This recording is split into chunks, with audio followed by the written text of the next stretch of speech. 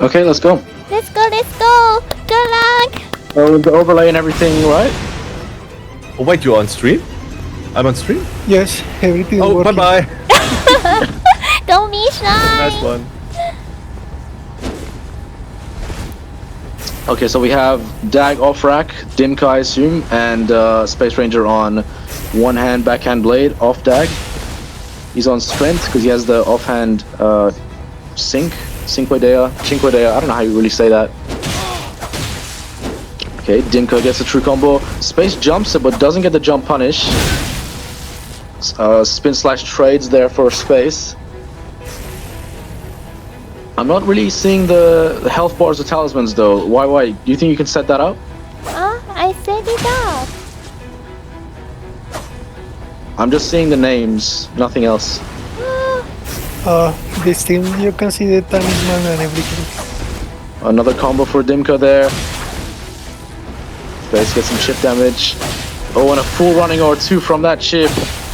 And a follow-up as well. Oh, and Dimka now lost his tier. Good damage from Space there.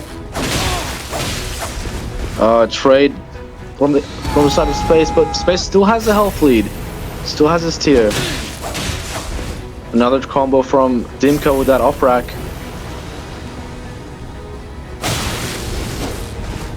Space gets a nice running R1 there from just outside of Dimka's range, doesn't trade. Spin slash whiffs, gets punished by the off dag from Dimka.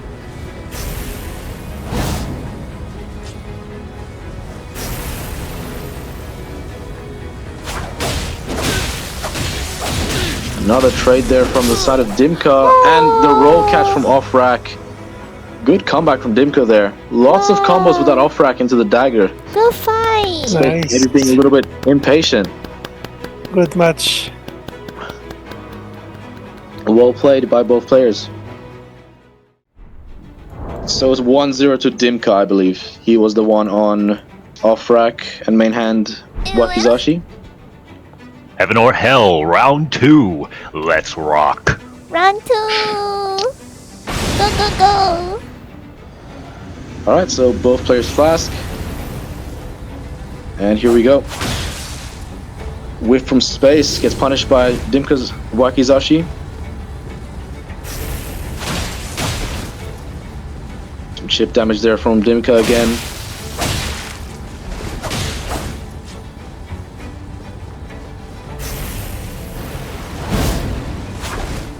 Space whips the spin slash on keep out, gets chipped again by the off dag, by the main hand dagger, sorry. And Dimka getting some nice damage in now. Good keep out from Space, fighting back. Space uses the bolus there from the bleed, and he lands a spinning slash as well, big damage. Whips the spin slash, no punish there though, just too slow from Dimka. Some off dag chip there from Space. An off dag mash, big damage now from the side of Space. Dimka just not quite getting the roll catch there. Space panic rolling a little bit. Some running attacks from Dimka there with the Wakizashi. Pushed back a little bit now by keep out. Both players on pretty much even health, and they both still have their tier. Now, just I say that, Space gets his tier popped, and so does Dimka. Still pretty even health, just 100 HP advantage for Space. Now, of course, with the true combos of off-rack, that can change very quickly. Good punish there from Space. And a spinning slash as well, huge damage. Can he capitalize on this now? Big health lead. Whips the spin slash, but Dimka swapping talismans, getting cornered now. And he's back in the center. Looking for a punish. Space jumping in. Oh, and the spin slash backswings, catches Dimka. And Space finishes him off with another spin slash. Very well played. Against the ropes, in the corner, and down on the mat. Wow, 1-1! So 1-1. Space gets the win there. Good fight!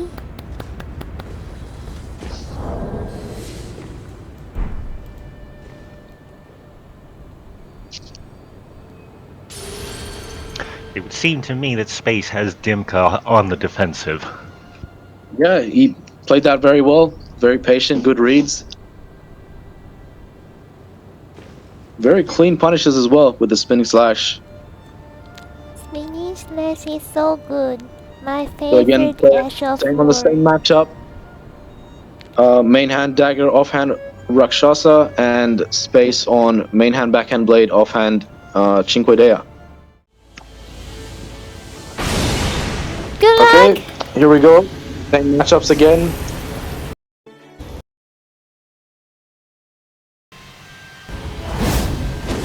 Spinning slash whips from space again. Dimka choosing to punish with the off rack, just a bit too slow. Another spinning slash from space, forces the roll. Space gets chipped by the main hand dagger a little bit there. Gets the ritual shield back with a swap. Whiffs the spin slash again.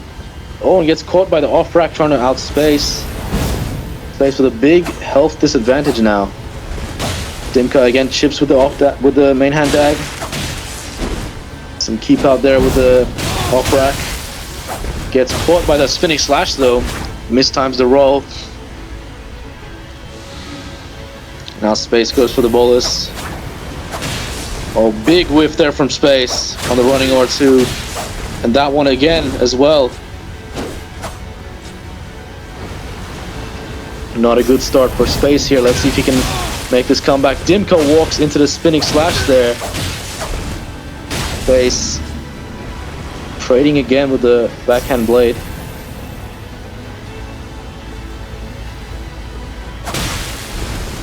Now space without tier, but still in this. Still not a big difference in health.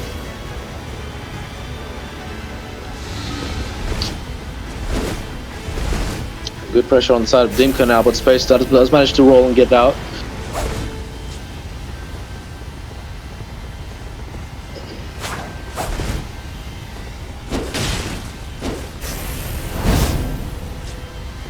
Good patient play from space now, but he does whiff the spinning slash again. No punish. Awesome off dag chip.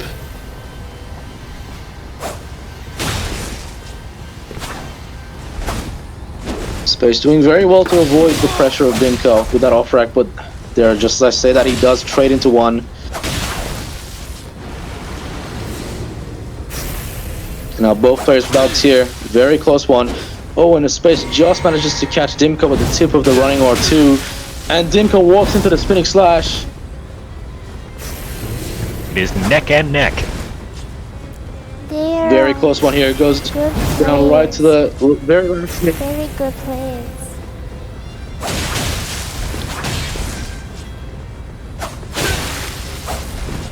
Running R2 lands for space. Good roll from space there now. Dimka a little bit on the back foot now. Down to the wire. Wow. And there's the off tag to finish it off. Very well played from space there. Great comeback after a start. Go fight! Exciting match.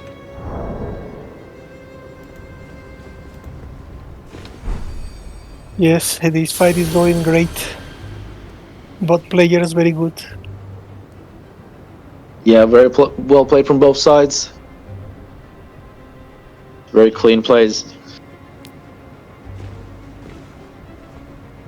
Although I think what's happening is that Dimka isn't walking into the spin slash as much as he's trying to maybe off-rack trade into it, and I believe the spin slash is actually breaking the hyper armor before he's able to do that. Run full. Good luck. And here we go, again, same matchups, both players flask. Whiff from Dimka there, gets chipped by the backhand blade, but space trades on, and some big damage on the side of Dimka now.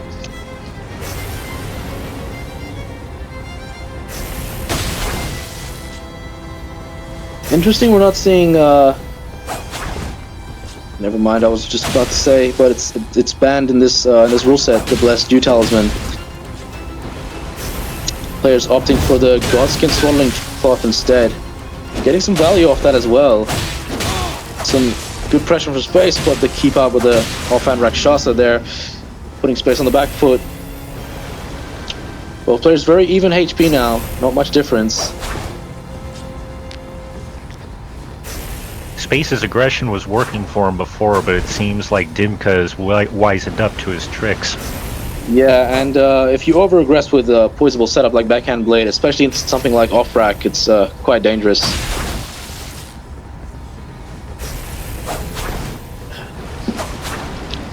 Space going for those running R2s, but Dimka rolling them quite well.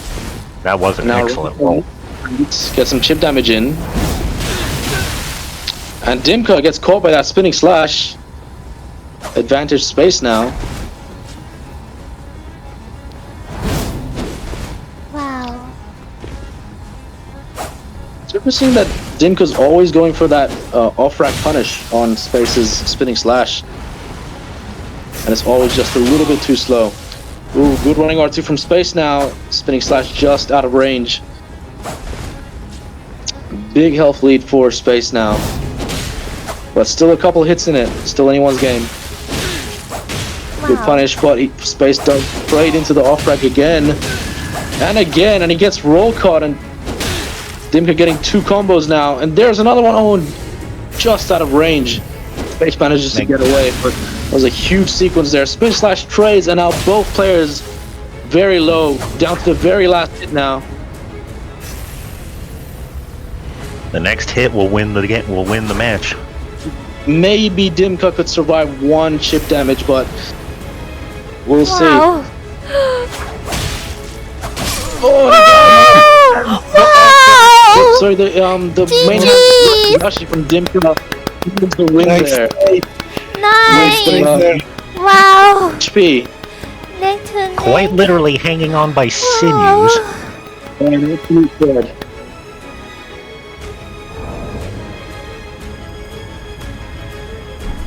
It was a very close fight there. And an excellent comeback from Dimka as well.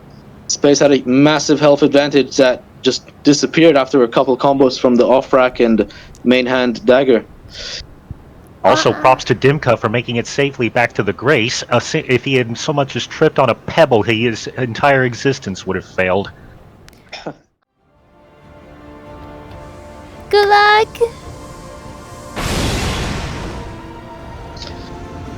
And here is the 3rd round. And now both players again on the same matchup. Advantage 2-1 to Dimka. Nice jump R1 from Space. Gets some chip in against Dimka. Dimka gets some chip of his own with his running R1 off the Bakizashi. The spinning slash of Space trades, and Dimka gets 2 huge combos there. Big advantage now for Dimka. And a Beast Roar as well to punish straight for those swaps. That was insult to injury.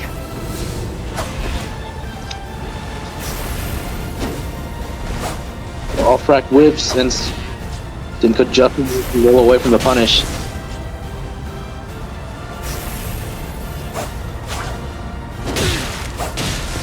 On Space again gets caught by the off-rack just on the tip of its range, but gets a spinning slash there. Very strong pressure from Dimka now, and another combo. Space really on the ropes here. He's choking. Dimka still has the tears. Gets the trade with the off-rack, and the combo seals it. GG's. Go fight. Go fight.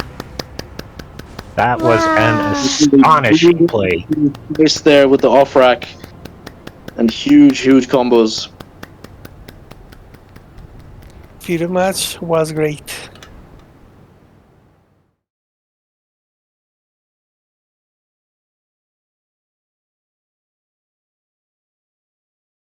Let's go. Ladies and gentlemen, here we Round go. 1. Let's go. Good luck. So the red is on Power Stance Straight Swords. That's sort of light. The Ash of War chips the Twin Blade pair in blue. I'm not actually sure which is which, so I'm not sure who's on Twin Blade and who's on Power Stance Straight Swords. It seems we've got Gavril on the Twin Blades and verypatto on the Straight Swords. Okay, so Gavril gets some big damage in.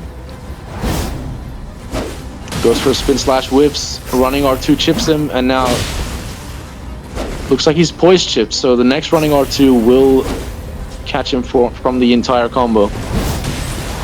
Oh, and he goes for a spin slash instead. Pato manages to roll out. Oh, and running R1 lands, running R2 lands, and an R1 follow-up as well. Huge damage from gavril now. Showing off the power of Twin Blade very well here. I was Pato going to say with- he's getting Darth mauled. Yeah. Again, some good damage from gavril, and Pato gets a punish there, but still a massive, massive health deficit on Pato's end. Running R2, the backswing on the end catches him, and the R1 chip finishes him off. Very well played. The power of the Twin Blade, everybody. Yeah, absolutely. Just massive damage output.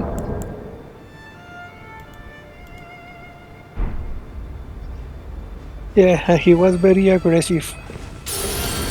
I think Twin Blade is still the metal weapon even after the DLC released. Yeah, I would say Twin Blade is definitely one of the strongest setups in this rule set. Twin Blade with Spinning Slash, very good matchup into pretty much anything really. Go for it. Okay. So, Run opting to- again for the powerful straight thing. Goes for the flask, and he's gonna go for the buff as well from Max Start. And this one Gavril just gets damaged by the sort of light ash of war.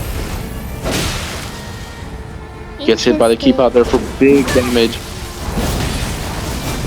Or the Definitely spit slap catch Pato there. Pato manages to roll out. Definitely lots of flashiness going on in this match. Big punish now, and again, 2 running R2s and a spinning slash. And his tears already popped. Oh my days. Massive damage. There's another spin slash. It trades, but it's still a favorable trade. He still has a big health lead. He does get punished there, though. Nice comeback. Again, good damage from Pato. Pato making some good trades, some good punishes, getting back into it, but he does get chipped there by the spinning slash, the end part. And now Gavril still has a health lead, gets a running R2, and the crouch R1 catches Pato for the finish. GG. Very composed and very, very aggressive plays from Gavril there. Good Call him the fight. granny shifter because he did not clutch. Round 3. So, am I mistaken in thinking that the health bar above shows... Oh, no, never mind. It shows 2,700. I thought I was saying 2,100. Thought maybe one of the players didn't have a Morgott rune. The Dragon Communion harpoon whips there from Pato. They trade, but it's still an advantageous trade for the Twin Blade. Another spinning slash off the trade. Now, advantage to Gavril. Gavril again goes for a running R2. Pato fails to space. The R2 on the straight sword now trades, but again, still a big health lead for Gavril. Pato gets some harpoon there for some chip damage. The spinning slash catches him on the edge of the range. But still, Pato maybe 2 or 3 hits away from being finished off here. The Twin Blade just running him down. Absolute meat grinder. Oh, good keep out there. But the running R2 again just catches him before he can even attack. Just Twin Blade dominance on display here. Great stuff from Gavril. Bad day for verypatto. Excellent performance on his part, but oof, Good fight. that's rough. Yeah, honestly, quite a difficult matchup. The Power Sand straight swords into the Twin Blades.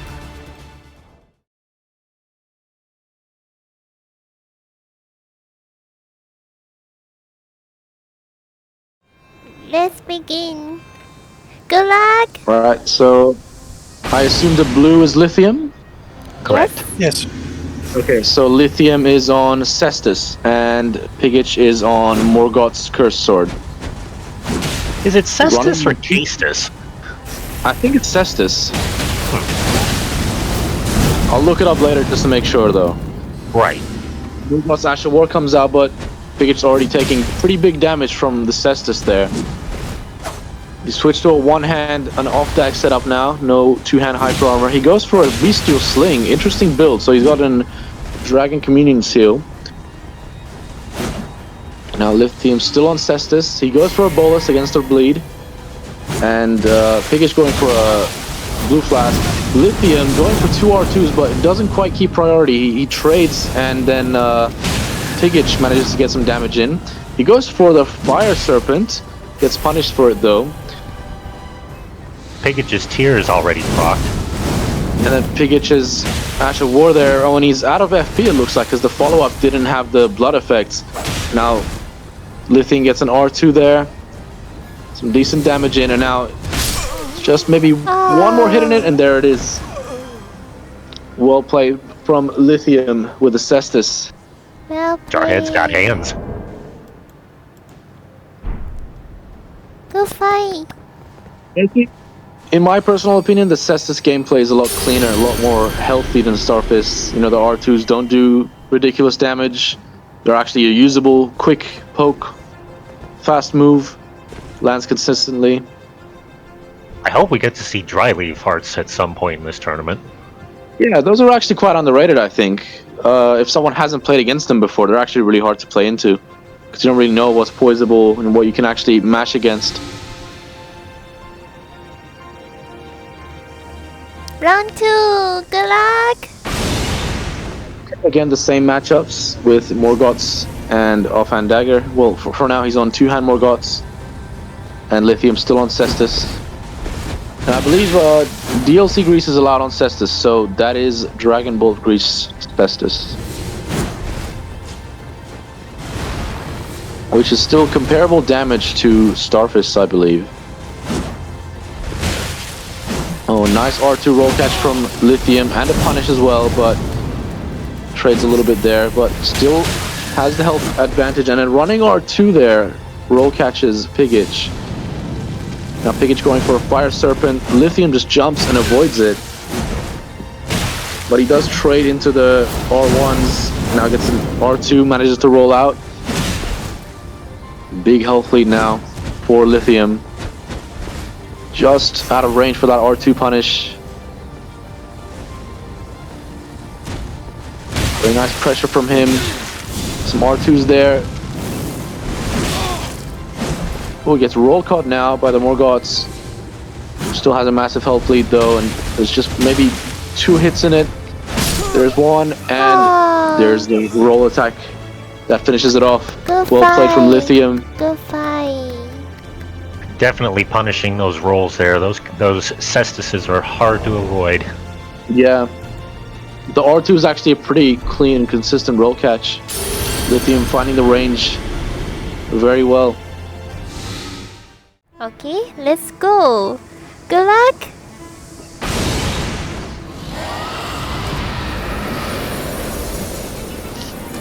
Oh, the Dragon Breath comes out. He gets a little bit of chip down. Yeah. Lithium gets an R2, rolls out of the mash.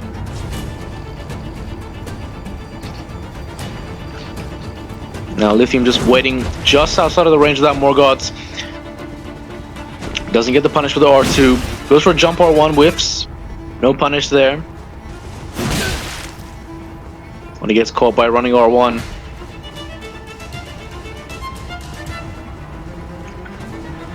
He's hanging around just outside the range of that Morgoth, baiting whiffs, but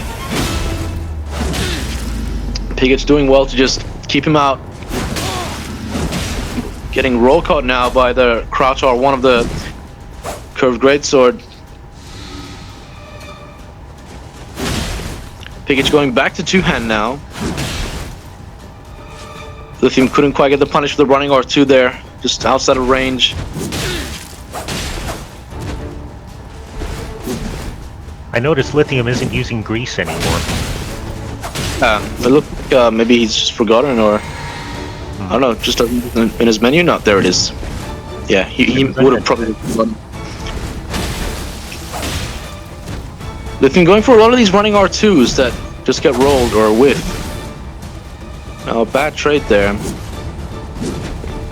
Piggich with a massive advantage.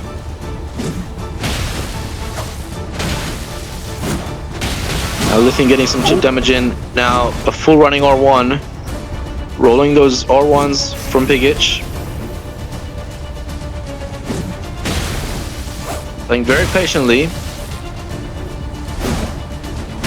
Getting some running R1 punishes in there now. Big whiff from Piggich with the R2. And a big punish too from Lithium. Still a very close fight now, but Lithium gets a big jump R1. Running R1 to finish it off as well. Really very quick conversion on the side of Lithium with those running R1s and jump R1s. Well played. As soon as he lit up that grease. Yeah. Massive damage from the Cestus. Good luck.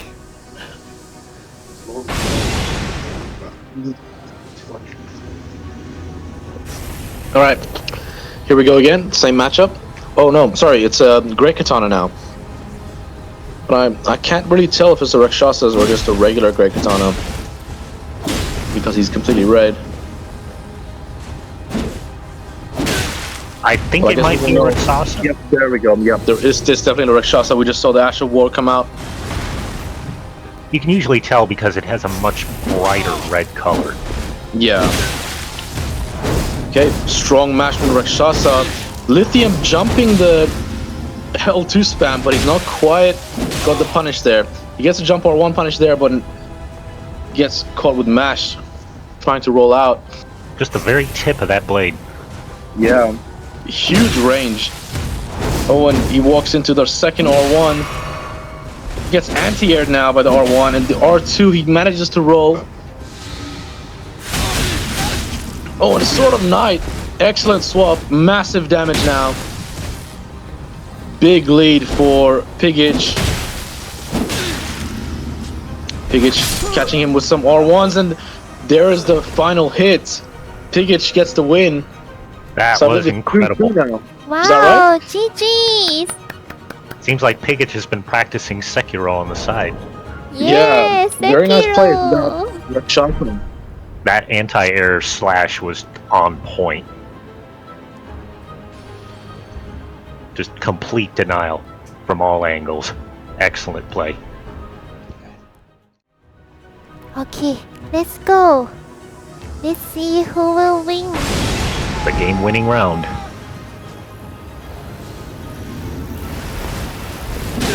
So we saw Beast Roar come out, but didn't land. And Blood Flies from Piggich. Piggich going for the L2, landing 2 hits, no follow-up. Pretty big health lead early on from Piggich. I was going to say, no follow-up needed.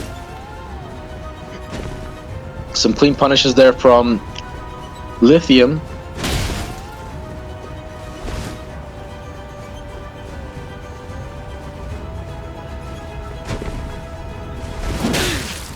Lithium getting roll caught there by the Rakshasa. And the R1 mash keeping him out, no punish. Good rolls there from Lithium, doesn't get caught by the Rakshasa. Ash of War. Good punish there on the roll attack as well.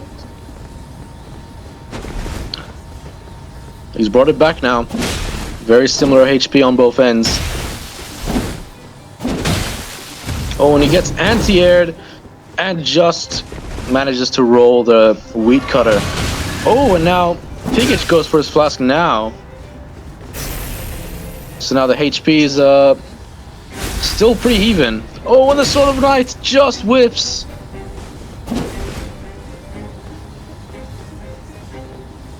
So now he's back on the Rakshasa. Roll catch there. Oh, I couldn't see. Lithium actually just got his tier proc, so fight wasn't as close as I first expected. And now a trade there. And again, no roll catch from the Weed Cutter. So small advantage for Lithium now. And Piggich has the one-hand Rakshasa and offhand. It is offhand Rakshasa and main hand Sword of Night. There's a true combo there, and the Ash of War just outside of range. Good roll from Lithium. So close, so close. Lithium goes to Beast Roar, just whips, gets strafed. And the rolling R1 from the fist. Gets the finish there. Wow. Lithium Good capitalizing fight. very well on the smoke play that he had. Yeah. Very well played. Good I like how he fight. kept that Sword of Knight in reserve. Wow. So Lithium goes through 3-2. Exciting match.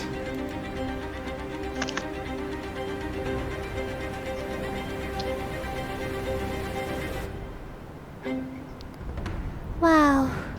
I love it when it comes down to 2-2 on both sides. You can really tell, like, both players are well matched.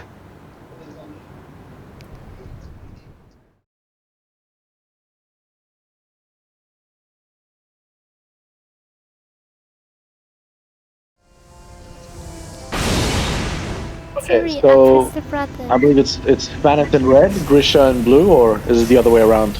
Other way around. Okay, so Fanis in blue, Grisha in red. Sleep pot there. Grisha playing, what is that? Actually not sure. That actually appears to be the Black Knight's halberd. Yeah. So Fanis on Black Knight's halberd and sorry, the Knight Rider glaive. Yeah, that's what it's called. And Grisha on Cestus.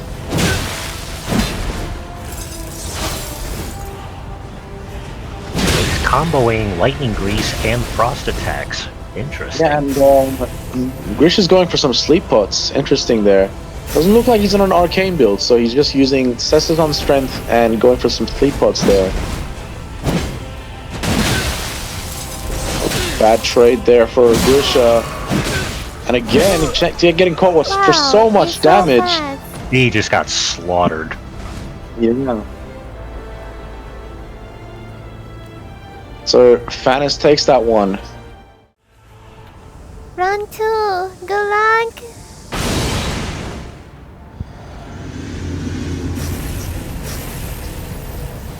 Same matchup as before, weapons-wise. Yep. So it's still Cestus against Knight Rider Glaive.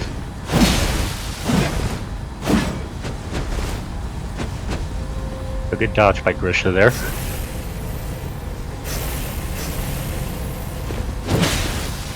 So it's Grisha on Cestus, right? Just checking. Correct.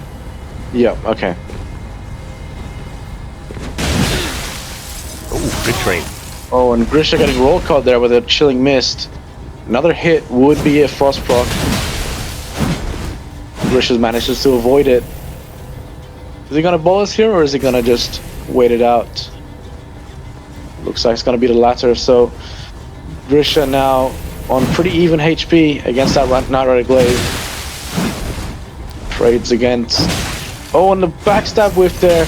He gets punished for it. Some pretty even trades. And he goes for a sleep pot. No sleep proc though.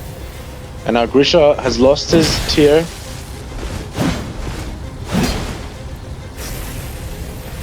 Fanis going for some R1 keep out there. There's a chilling mist, and again Grisha gets roll caught by it, and a frost proc as well.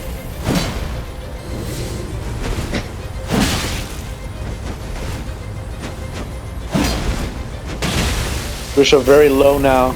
Huge health lead for Fanis. Go for it. Looks like he's just trying to bait and punish. Wow, Yeah, GG. man. It wasn't enough. Good fight. Great for Fanis. Once you get frost proc, that's pretty much it. Yeah, massive damage from that Knight Rider Glaive. This will be a fun match. Yeah, so Grisha on nerfed Serpent Hunter and Fanis still on Knight Rider Glaive. If it ain't broke, don't fix it. Ooh, whiffed that sleep pot. I don't think he meant to do that. Oh. Trading crystal darts.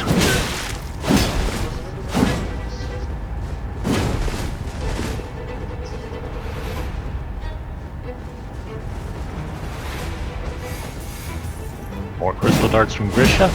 A little bit of bait there. Nice dodge. Gets a rolling R1 trade, but for very little damage. And now, I'm not really sure the reasoning behind using this nerfed Serpent Hunter. But it's hyper armor against hyper armor, so can't really go wrong with that, really. He may have slightly more reach than Another Albert. wave gets a crouch R1 trade. Gets jumped, no punish though. Jumps in with the jump R1. Gets jumped again, but this time he gets punished. Procs the And now tier. still a slight health lead for Fanis. Let's see if he can capitalize. Rolls the jump R1. Grisha again going for some sleep pots. Nice jump R1, and he gets jumped on his punish attempt. Oh, what a backstab! Backstab And is there banded? it is. It gets the win. Is it banded? That's 3-0. Wait, is backstabbing banned? What? No, I'm pretty sure what's actually banned is a critical hit after a parry, Oh, okay. not a backstab in general. Oh, Yeah. okay. Chris is very good at backstab. Yesterday night, Yep. I played with him. He backstabbed me so many times. He made an excellent dodge there of that one air attack simply by running around behind Grisha. Great strafe. So this 3-0? Yeah, he stomped Yeah, that I match. think so. Good fight. Good fight.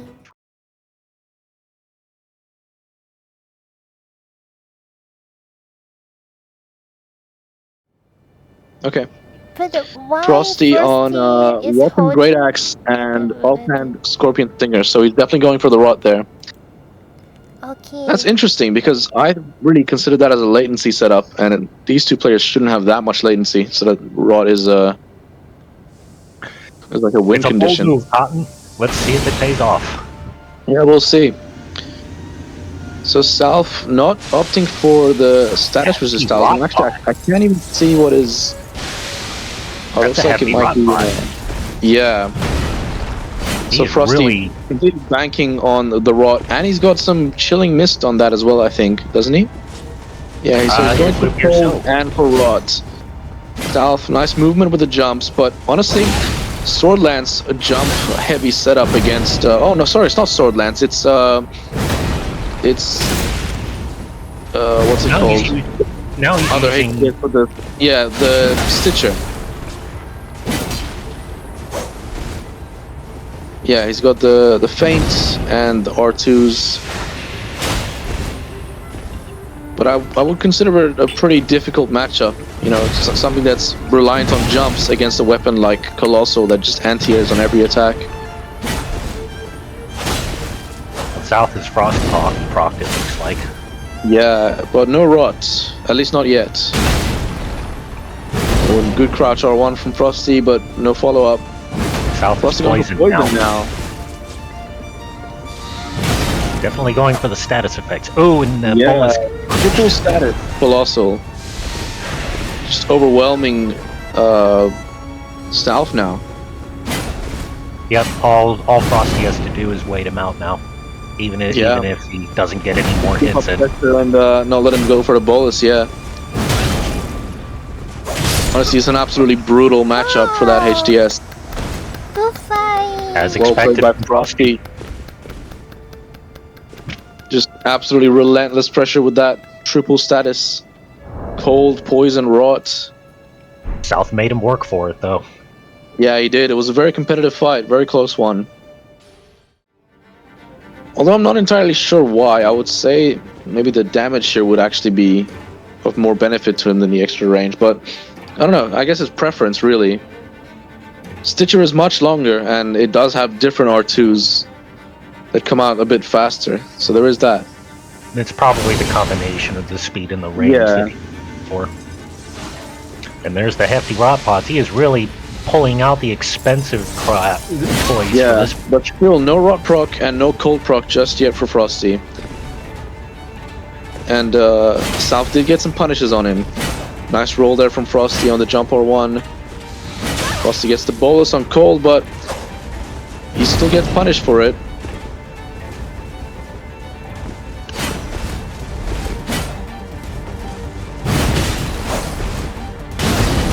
Wow. Oh, and South getting anti-aired now. Chilling mist. Oh, just on the wrong direction. Bad free aim from Frosty, and Frosty now It's frost procced.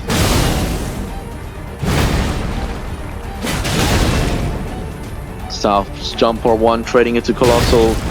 Crouch R1 there from Frosty. Frosty now going for poison.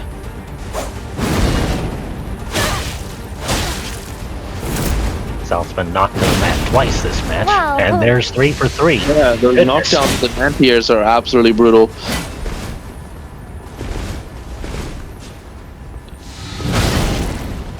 Oh, Bolus punished. Frosty still has tier, and now South is definitely on the back foot. And again, he gets flattened by that anti-air. Must be frustrating. Good roll there from South, but he is poisoned. Poisoned and No, his HP is dropping. And Ooh, the anti-air is just about to finish him off, and there's the poison. Wow. Good And that's a win for fight. Frosty. Very good fight. So cool. Honestly, I respect the determination to keep trying heavy thrusting sword against the Colossal, but honestly, it seems like a very, very difficult matchup to try and win. it would have been if it was just the Colossal, but Frosty is also just piling on. Yeah, there's also the triple status as well, which is so hard to play Frosty against. It's so cool. Frosty Build is I mean, so this is- Frosty cool. is giving up a lot of damage to go for the triple status, but it is working for him here. It's just his style of, constantly pressuring. That's what it is when you attack the enemy from multiple angles and you force them to defend from all those angles. You just create that many more openings. Round 3. Good luck. So again, I believe South is still on the Godskin Stitcher. Is that right? And for playing out storm, the like going out. previous match. When he gets hit by the running R1, gets punished for the bolus as well. Ooh, Frosty is just toying with him at this point, right up in his Roll face. discipline from South not to panic roll there from point blank against Frosty's wave dash. Probably what he was Frosty looking for. backstep attacks. Good roll. And now Good trade. South plays a killing mist into Frosty. Still no frost proc though.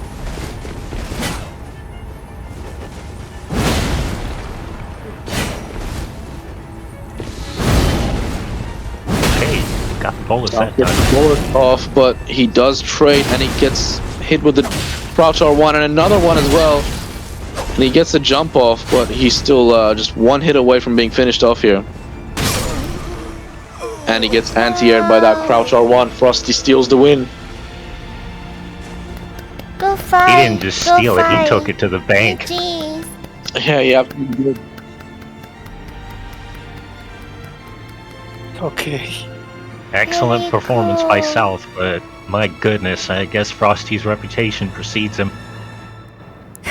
Yeah, he's a very Yeah, experienced the player. fact that it's such a difficult matchup, trying to play something that's, so jump heavy into something that does such brutal damage and the triple status as well was all just too much.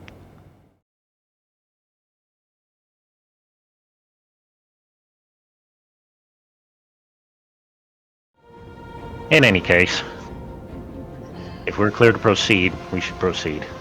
Yeah. Good luck, I think he's not breaking any rules, so it's okay. Now the match has begun. So we've got GoldRoger on blue, emburn on red. Emburn has what looks like Emburn on great five. strength. GoldRoger on, what is that? Falcons. Falcons? Yeah. Wow. And Wow. got absolutely slaughtered. Absolutely obliterated by the R1 mash there. The Reaper came for him. Well, very fast match. Okay. So it looks like we've got the same weapons matchup. Slide into Falcons. Good punishment on burn, and again, just crouch R1 after crouch R1. There we go. And Good then punish no there. war off the war that time, but still a big health lead.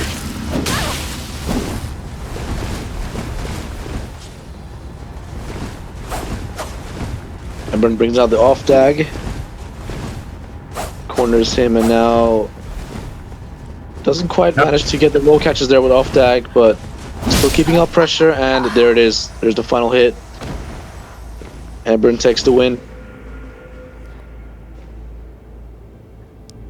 I honestly feel bad for GoldRoger. That turkey is getting carved up like it's Thanksgiving.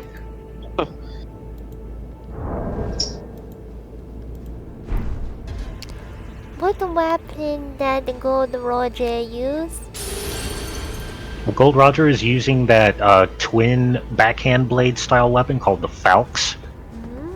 It's the one used by Hornsent. And it has a unique Ash of War, which is basically like an upgraded Wild Strikes.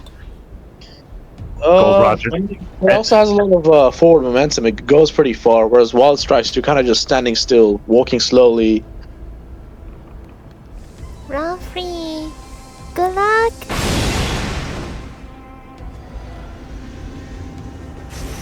We are now 0-2. Ouch. Then some roll catches there. The range on that scythe is just incredible. Oof. Emburn seems to be interrupting the hyper armor of the Falx because Wow. GoldRoger doesn't have enough poise to actually make the hyper armor tank scythe. That was just... damn. Wow. Well played from Emburn. That was just supremely bad luck on GoldRoger's part. Yeah, it's cool. Apparently, he's just starting in the PvP.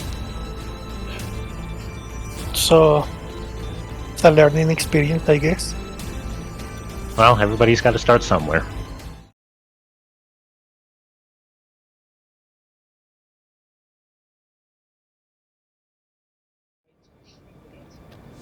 Good luck, buddies. So we've got 3-6 on blue versus silver on red. It looks I like... think it's on Twin Blade against Cestus.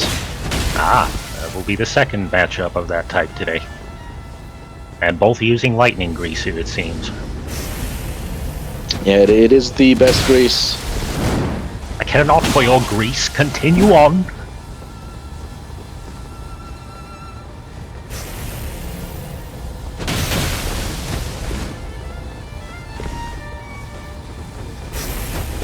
Alright, so we've got some back and forth here. Not quite any flow.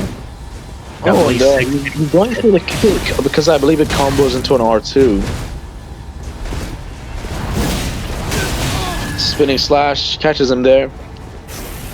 Silver still down on health, but can come back very quickly with the damage of Twin Blade. Running R1, roll catches him. Oh, and the kick actually knocks him out of spin slash, it looks like.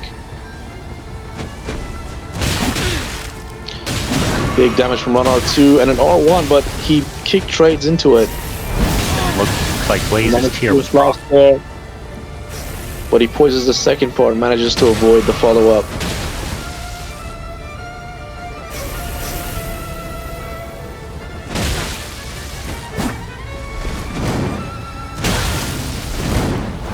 Silver trading into the R2, but he gets a spin slash. Some big damage in. pretty evenly matched HP-wise. Oh, down to the wire. Got a bad trade with the follow-up.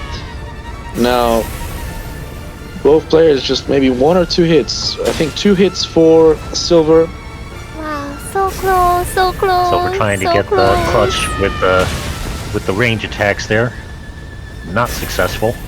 Blaze chips a little bit. Yeah, Silver's got to be very careful with those throwing daggers. Just got to stay patient. It's quite difficult trying to play into a fist that can possibly kill you in one hit. It has come down to a range match. Arguably the best finish of the Good game. fight, And good fight. he actually pulls the fist of his own. He goes for a hard Wow. swap to finish, and he gets the finish. This is so cool. Good fight, Silver. GG's. Yes, good fight. Excellent play on both sides. That's true.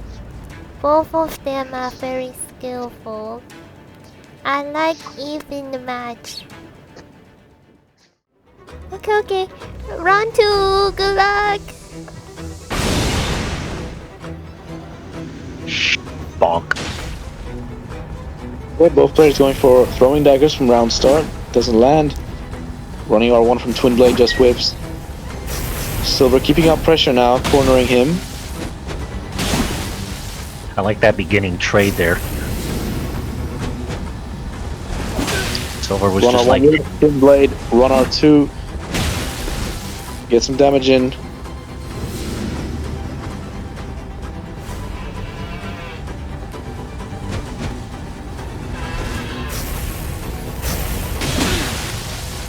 And again, oh, it looks like the health bars aren't updating. I'm wondering if the hits actually landed. Cestus R2 there. Chips Silver.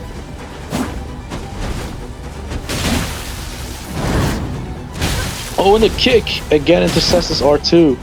It's a very interesting synergy there with fists. it works. Hyper armor. It occurs to me that Blaze is basically playing Raiden from Mortal Kombat. He's even got the hat.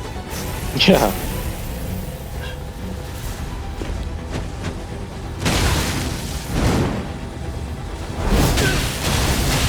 Oh, Blaze gets roll call by the spit slash there. Whips the Apparently run the on health one. bars. Apparently the health bars are not working. Yeah, it does. Yeah, they're not updating. Suddenly. Well, whoever wins, it'll be a surprise. Oh, both players still have tier. Trade there, and now both players have lost tier. Silver rolling away from pressure.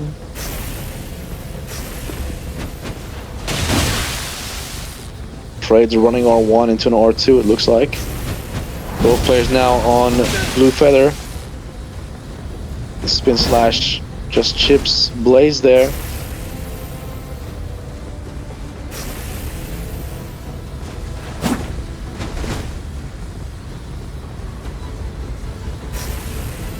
Down to the last hit, I believe, because both players are in blue feather range.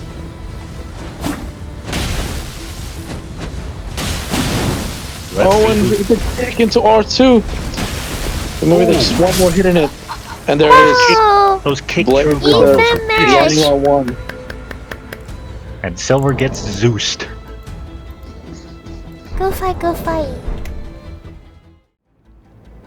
Round 3, good luck! Looks like same weapons matchup. Here we go, and he goes for a Dragon Communion Harpoon. And whiffs it right over Blaze's head. Yeah. Whiffs the running R2 as well, but running R1 gets some chip on Blaze, and now running R2 trades. Just avoids the kick. Oh, massive damage from that run R2, but spin slash trades into an R2 from Blaze. And now, good health lead for Silver now. Oh, and my stream has just stopped. Looks like it's Looks like, oh. Let's see, Blaze is getting put on the defensive here. Silver goes for the double slash and misses. Got him with the kick combo and then a punch and another, and now they're trading back and forth. Blaze is lose quite a bit of health there. About a third of his health, Silver at half. Alright, Blaze gets a couple of chips in there. Silver's down to about quarter of his health, fifth of his health. okay, I can see now. Alright. So still a health lead for Silver. Huge punish there with the running R2. That evens up the HP. More hit for him. Oh, big whiff with a jump R2 there. But he gets a spin slash. Whips the second one. Oh, up the back. That's gotta hurt.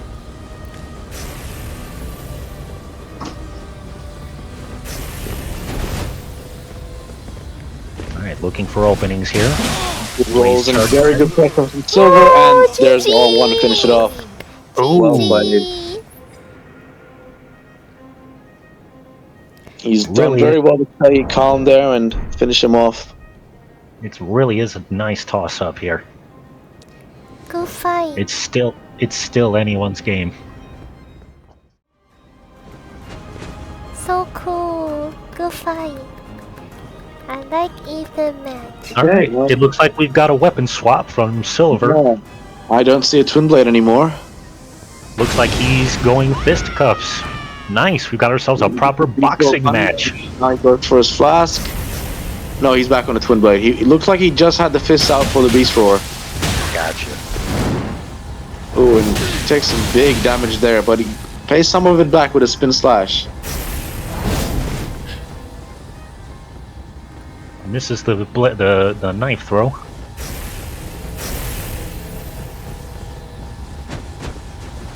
Looking for openings. Blaze Good charges R2 in. from Blaze, but he's still taking some big damage now, and another running R2 lands. Very good rolls from Silver now against these running R1s, and then the running R2 again catches Blaze, trying to space it. Yep. Now running R1. Seems like Silver has Blaze's number. Now Blaze on the back foot a little bit now. Looks like he's swapped to a thrusting sword with lightning grease. Run R2 on thrusting sword lands, but again, Silver pushes him back. All Silver needs now is just one attack to land, and I think it would put Blaze in blue for the range. And there it is, and Wow. There it is. Good Blaze fight. just decides to go for the mash and gets obliterated by that damage. Nice. Well played from Silver. You called it. Are very skillful. Good fight. And Silver takes the win. Congratulations to Silver. Very well played by both parties.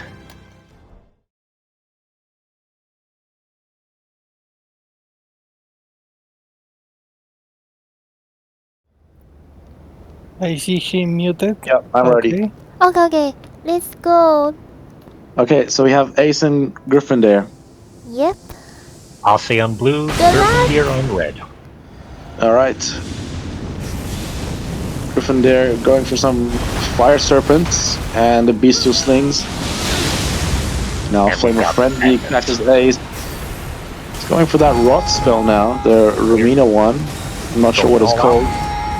All out with the The incantation. game is lagging for me, so I'm not really sure what's going on now. So we've got Grifindeir spamming the incantations. We've got Barb. We've got the barbs now. Ase comes in with a few punches. Some good trade-ins now. We've got Ase down to about half health.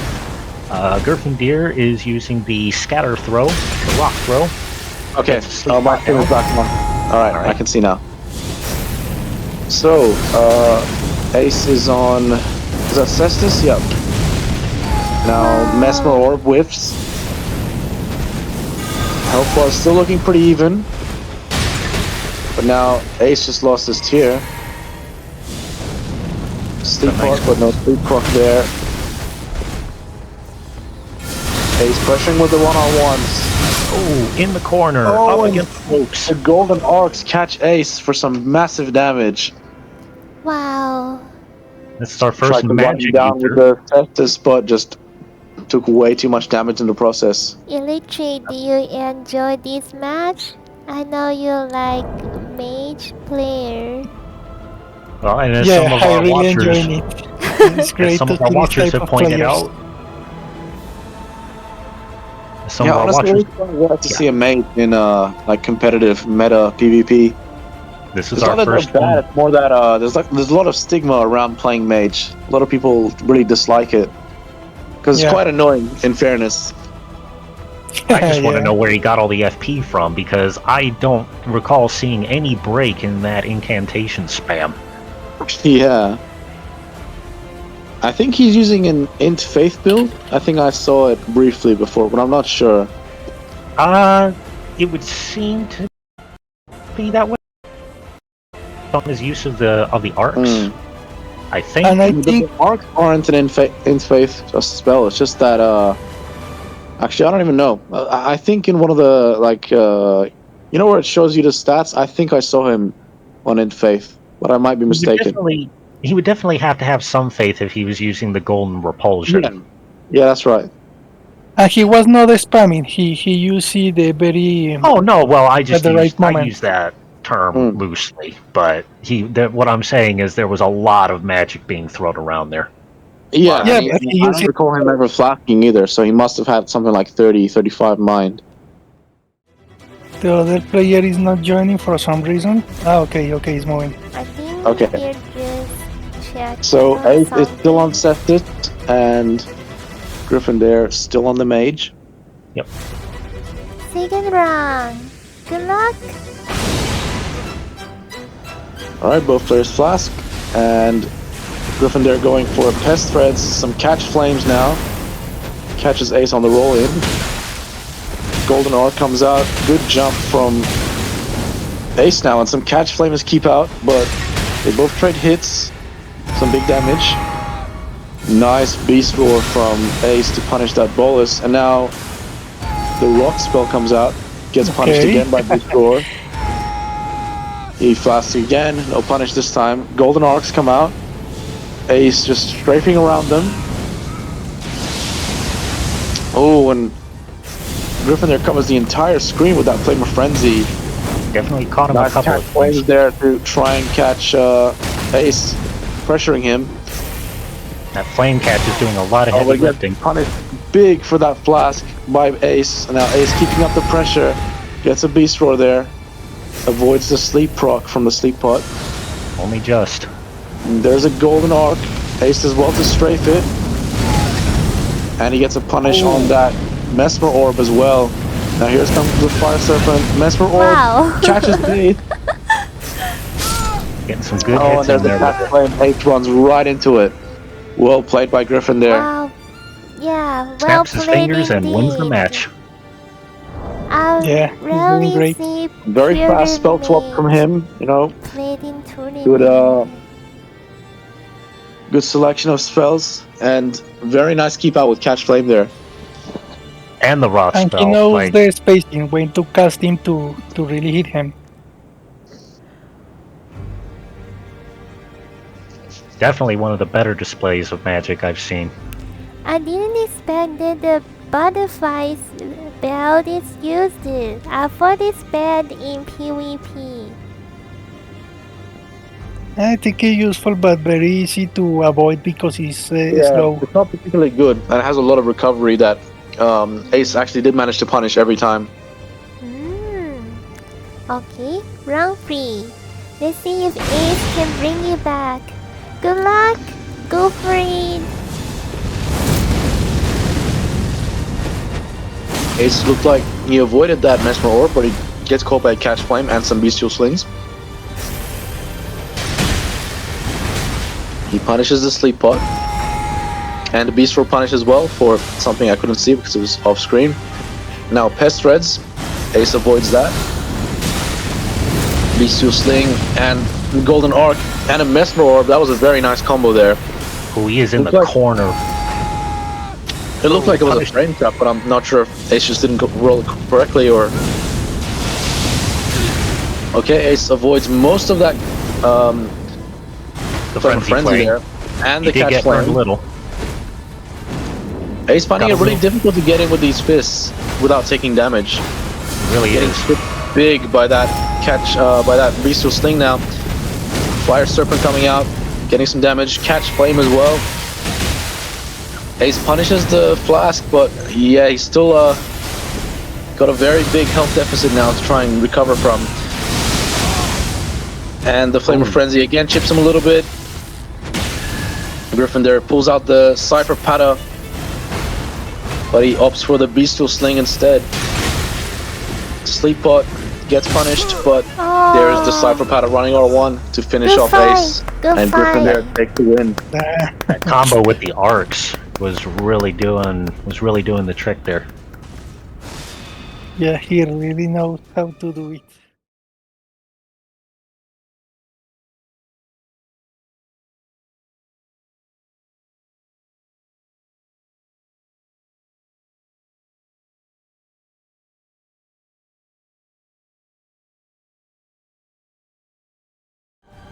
Sorry. I'm here. I just said Don't we're worry about about to- me. You can start. Don't worry about me. It will yeah. become a flower. Are you Actually, he's going to become a marble statue. no flower? I like flower. Okay, we have verypatto against Grifindeir. Grifindeir, who beat me last match. I still didn't forget the pain of that, but Grifindeir is a very good caster. How In do your defense, you, you did quite well. how do you feel about the match? Horrible, but that's fine. It's a Okay. good experience, I guess. Yeah, it's good to know. It's good to see more casters pop up because people can start actually learning how to deal with them instead of just calling them Exactly. names. True.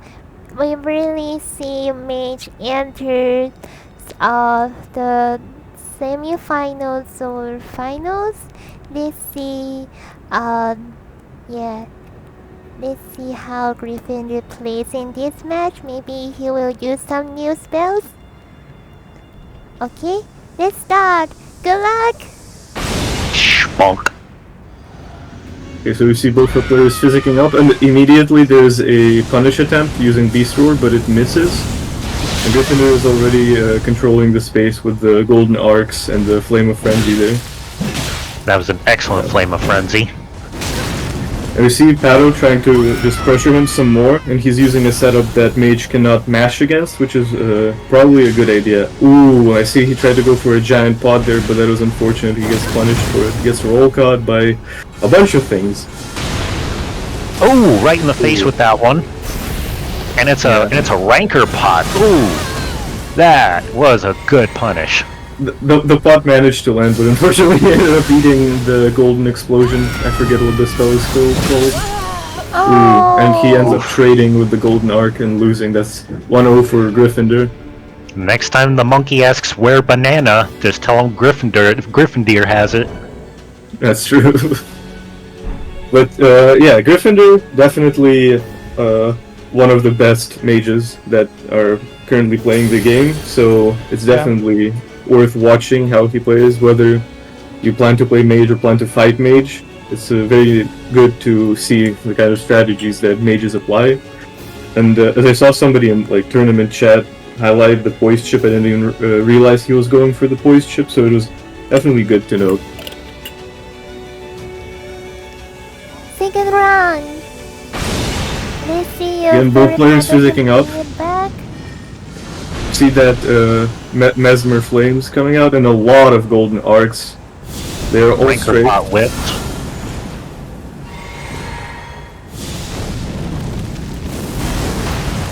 That we see serpent an- flame is just... Go ahead. No, you go ahead, sorry. I was gonna say that serpent flame is doing a lot of heavy lifting there.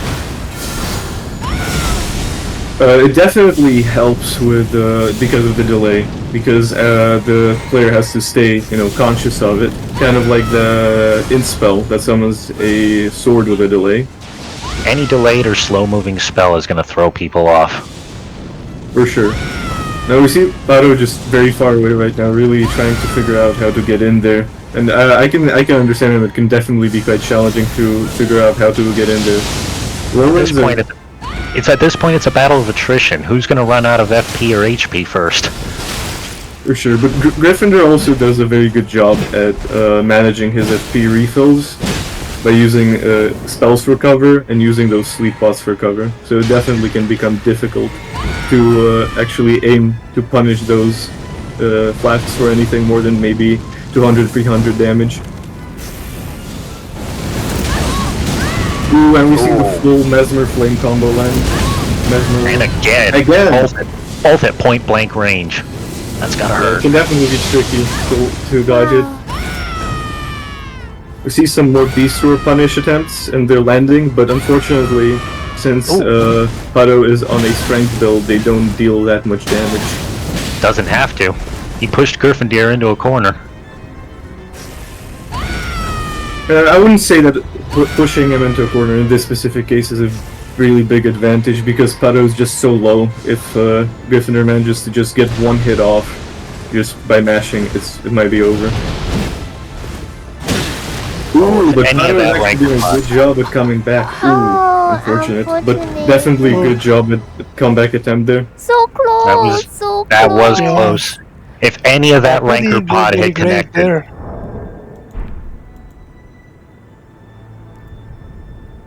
definitely a great play by both parties. Definitely. I mean, maybe I should start talking in a more excited way. That way, you know, like Frosty does it. Frosty really does a good job when he compensates it, building the hype, you know. Ah, you do you, buddy. Yeah, No, you're no, no, doing no, no. good.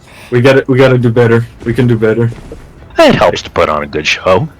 And now, for the third match, will Grifindeir be able to sweep it? Or will finally Pato be able to turn it around and reverse sweep it? Find out in the next episode of YYZ. Fight. Please The do wheel of bets. fate is turning, Mr. Pato. Round 3. I'm definitely Nobody interested in why fights. Pato is using the Highland axe here. I might be wrong, but I believe it's slightly slower than the hand axe. If I had to guess, it'd be for the damage. Maybe. And we I'm not sure already what see Grifindeir land some chip there and secure his HP lead. And again, Pato just really struggling to get in there. And Grifindeir just doing like a very good job at chaining those spells together in a way that really prevents Pato from getting opportunities to close in the distance. He's got a pattern down, that's for sure. Oh, and it seems like Grifindeir is baiting Pato there. Grifindeir likes to do that. He casts it like he doesn't have FP left, and then when you get close, he spams keep out spells like Catch Flame. I have to wonder, is Pato playing Elden Ring or a bullet hell at this point? Yeah, it's definitely hard to tell at this point. Grifindeir doing a good job at just really covering all ends here. As long as he chains those spells like he does, the Pato just has no openings. He is constantly on the back foot. We see that Rot spell come out, punished nice. with Beast Roar. A Frostspot actually landing for the 186 damage there. And that procced Frost too. For sure. I think Pato can still turn this around, but he is at a very big HP disadvantage already. I think maybe it would be better for him to just try to stick close, because his setup can keep priority pretty well. So as long as he just gets the attacks off, it'll be hard for Grifindeir to do anything about that. Yeah, all he has to do is watch out for that. Space. Yeah, all he has to do is watch out for that catch flame. Oh, for sure. Catch Flame is definitely a surprise. And there we go. Grifindeir manages to sweep the bracket once again. 3-0. Go Literally fight. sweeping with those arcs. Go fight. So true. So true. Good fight. Good fight. I think Pato did a good job there as well. Yes. Caster is definitely Yeah, tricky to Pato fight did in this great. match. And we'll not see how very easy Grifindeir to get performs in the close. next match. The tracking on those arcs in particular, I mean, the fact that they move slow and they track and they have such a wide hitbox, I mean, it's like an even worse rancor pot. Oh, for sure. I think the Yeah. trickiest part about those golden arcs is the fact that if you're poise chipped, they stun, and also they're hard to avoid if you roll backwards. So it encourages people to roll in. But if you roll in, you end up eating something like Flame of Frenzy or the Catch Golden Flame. Explosion spell. Oh, the Catch or the Flame. catch Yeah. flame. I mean, the catch flame did a lot of the heavy lifting for that match. Anytime Catch he got Flame in close definitely enough, does a lot of keep out. Catch Flame Pato kind have of good performs like ideas with Thousand range Straight Sword. attacks and movement, but he spent Alright. a lot of things.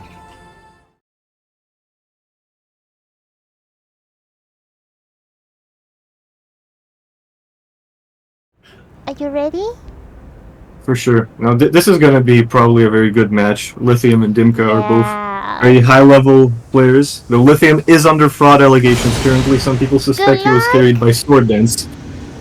So we'll see if Lithium is able to beat the allegations and prove himself as a solid top-tier player. You see So it looks like Dimka we've sticking.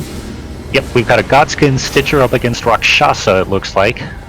I believe that's an S-Stock, not a Godskin Stitcher. Ah. Yeah. Dimka sticking to his preferred setup this patch of Wakizashi off Rexasha. Definitely a very powerful setup, especially on this patch with the true combos, hyper armor, and the dagger R2 speed buff. But I think two-handed thrusting sword is a setup that can definitely win this matchup. Or it would if Lithium hadn't gotten pushed up against the ropes and his tier procced. Yeah, definitely. We see Dimka applying a lot of pressure there and punishing the Balazir with Beast Roar. Lithium is at a tremendous HP disadvantage here. Let's see if he is able to turn the tables. He's really just... Oh, manages to get a whiff punishment. See Lithium just trying to play it carefully, trying to keep his distance. He's outright strafing those blows. He's not even rolling half of them. A little bit of punish from Dimka there. Lithium definitely doing a good job at avoiding damage there, but ooh, unfortunately gets caught by that Rexasha and he's finished off there. Very unfortunate. Good fight. Good fight. Dimka definitely played that very well there. But I think Lithium just needs to adapt. Lithium is definitely a very high level player, and if he manages to adapt, he very well could turn this around. Let's see if he pulls out something that's something different for this next round. Dimka still has their tears and they didn't lose much HP. Wow. Point to Dimka, by the way. Yeah. I'm sorry, I just forget. Now it's interesting to see that Lithium is opting for Great Jar's Arsenal here instead of Bleed Resistance Talisman. I think that Bleed Resistance Talisman is quite important in this matchup and just in general against this setup because of the Bleed Wakizashi applies. That would be the prudent choice, but I guess a fashion statement matters more here. So true. So true. The giant pot head definitely scored some fashion points in my heart. Ooh, unfortunately we see Lithium take a couple of unfavorable trades there. Dimka just healed that right back off. Yeah, one tally swap and he's almost back at full. Now, Dimka is not swapping from his Urchi, that's interesting, but we see Lithium managed to round that out, and now they're pretty even. Ooh, we see another Beast swap. Lithium has swapping from Dimka. a small HP lead of about 150 HP here, and he's doing a good job at just playing it safe and definitely taking much less damage than he did last match. Another running R2 lands. Dimka is just really trying to figure out how to get in there. This is quite unusual for me to see because usually I see Dimka as a bit more of a passive player, but he's definitely playing this match much more aggressively. Lithium definitely found his range, as it were. He blocks that dagger hit. Very interesting, definitely to see that. Probably accidental, but it did work. And we see that Lithium is just really trying to apply pressure there, but safely, and it's working very well. Lithium still has his steer, and he has a massive HP lead here. Dimka is already down to his 600 HP. Any more than that, and he'll be in blue feather range. Yeah, I'm not even sure he has his tier anymore. No, he doesn't. He doesn't. So, massive disadvantage there. Ooh, but he manages to land quite the combo there. I think he can get a bit closer. You see him go into blue feather. Maybe he can bring it back. Dimka's just playing that safe game, while Lithium is just really trying to pressure Dimka into walls to make it harder to space. Yep. A lot of baiting, a lot of looking for openings here. For sure. There's definitely hard to apply pressure with that threat of the offhand hyper armor and the true combo. Ooh, and right there, Lithium ends up accidentally trading with it. There's that tier proc for Lithium. Yeah, but he still has a significant HP lead, 800 HP lead. Make that 900. But again, unfortunate trade. But Lithium seems to have just... So close! abandoned self-preservation there and tried to just finish Dimka off with the R1 spam. And there it is, the delay R1 manages to catch Dimka's panic roll, and Lithium brings it back to an even 1-1. It was a bold move, and it played out. Definitely hard to deal with the off-rack pressure there. Oh, there's always that fear of taking unfavorable trades, but Lithium seems to have adapted, and he's managing that quite well now. We'll see how Dimka responds in the next match. A lot of good judgment calls from Lithium there. And it really does come down to a judgment call sometimes. It really does come down to a crapshoot. You'd have no idea what the other guy's going to do. I would call this the battle of the strongest hyper armor crutcher of today against the strongest hyper armor crutcher in history, Lithium. Sword dance allegations. You gotta beat them, man. You gotta beat them. Today we find out what happens when an immovable object meets another immovable object. An unstoppable force. We see both of them physicked up and ready to rumble. Lithium going for those R2s and for feints. Who ends up eating an unfavorable trade there. But the HP disadvantage isn't that big yet. Knife in the back though. Oof, that's a swordsman's shame. You see Lithium playing a bit more aggressively this round, while Dimka is definitely playing a bit more passively. The HP is fairly close here. A slight difference of 87 HP in Lithium's favor. But that could be turned around very quickly. 87 HP is basically nothing.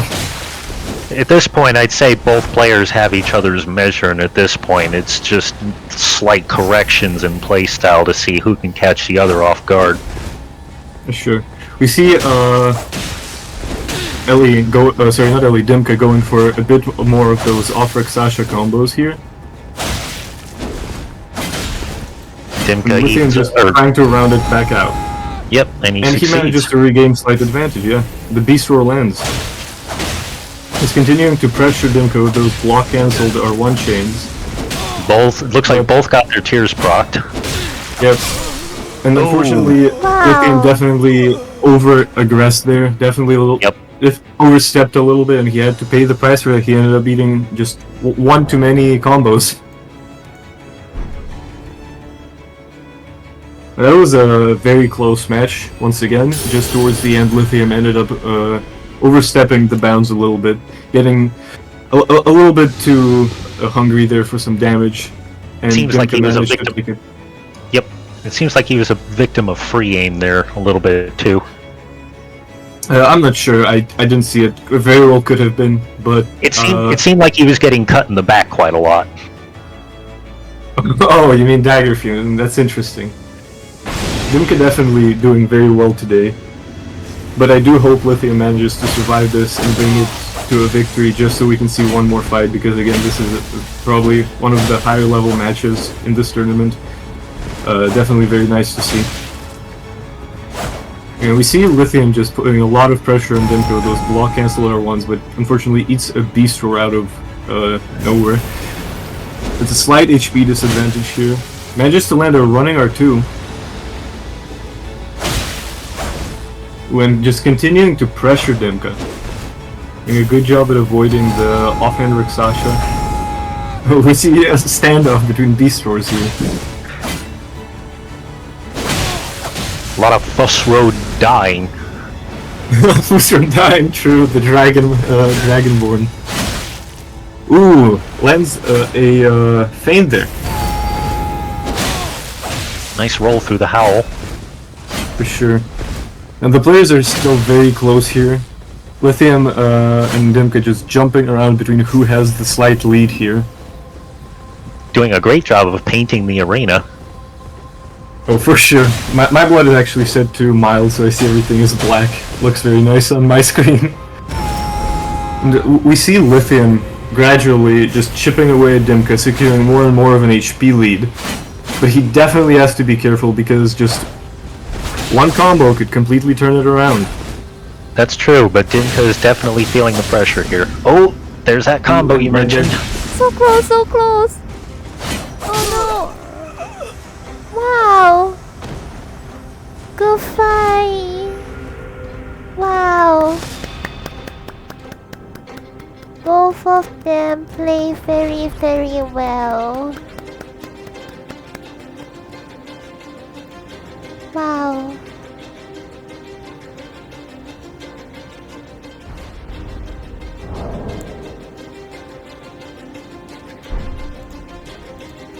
Hello, hello. Why I can't hear anyone? Strange. Am I disconnect? Maybe I disconnect. Ace.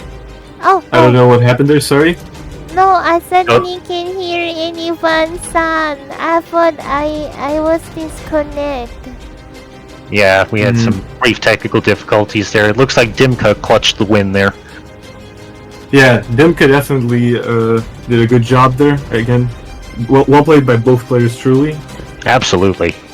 I think it could have gone to any one of these two players in this case, but Dimka just manages to take it to the finals.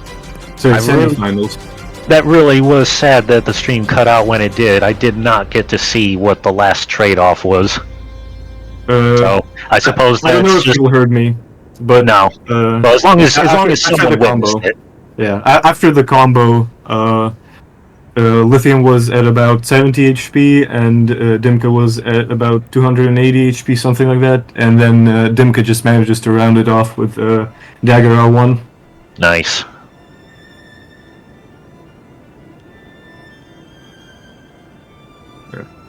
Bagrak, definitely very powerful setup on this patch. It has a lot of strong points. It has fast hyper armor. It has true combos. It has whiff punishes. It has frame 13 poise break with the R2.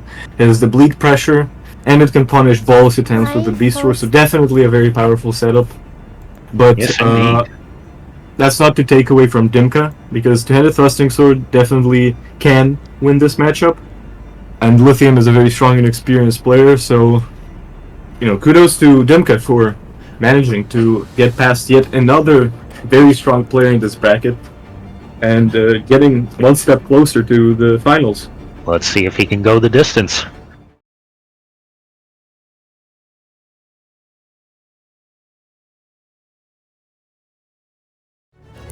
Okay, Let's well then, go. sorry for the long wait, but we'll jump right into it. Fanis versus Frosty.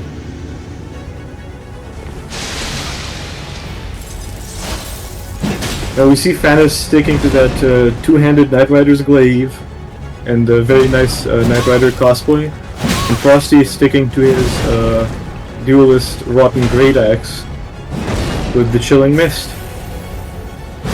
Frosty definitely a very, very known, very strong player, and as Enda would describe him, his only weakness is his love for fun in the game. Fanis is definitely a newer name.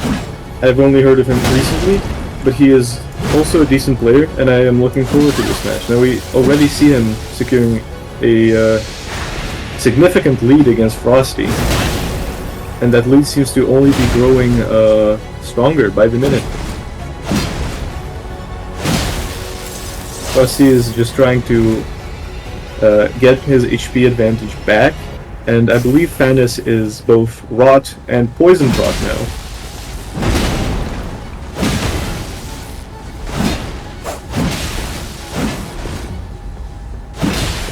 Frosty is just playing very carefully, making sure to not take any more damage. Rolling those R1s and running R1s.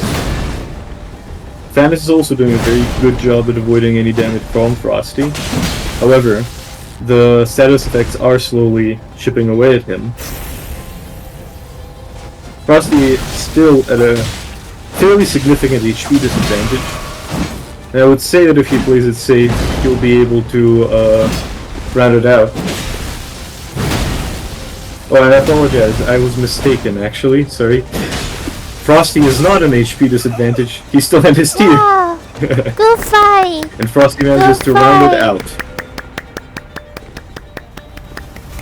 Don't give up. Frosty definitely scoring some style points with his playstyle there. The backstab dagger one was very nice indeed. But I think Fanis did very well there. I believe Fanis lost that one. Yeah, I think it's point for Frosty, right? Ah, Yeah, so that was no sorry. point for Frosty. Sorry. That's fine, it's fine. Now again, Frosty just really showing off his incredible skills, even with such a, I'd say, awkward setup like a colossal weapon. It did receive some much needed buffs this patch, but it's still definitely far from overpowered, and Frosty definitely managing to bring out the potential of the setup here. Fanis also played quite well, I'd say. He definitely managed to secure an early lead against Frosty, nothing to be ashamed of in that loss, and he still has 2 more tries at the very least. True. Round 2. Good luck. And we see both of our players just, Frosty a little bit slow in the physic there, but both of our players physicked up. Frosty just trying to apply pressure there with that jump attack.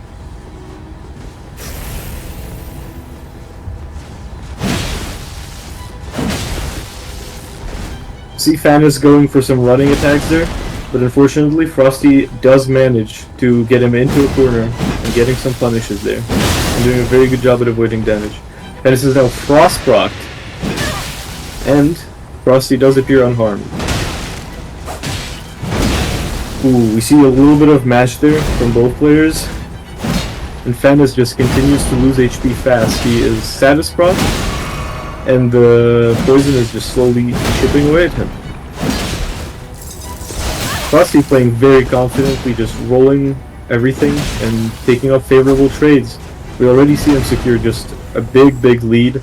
Fanis is at 500 HP, and the status is slowly chipping him, while Frosty still has his tier. Or not anymore.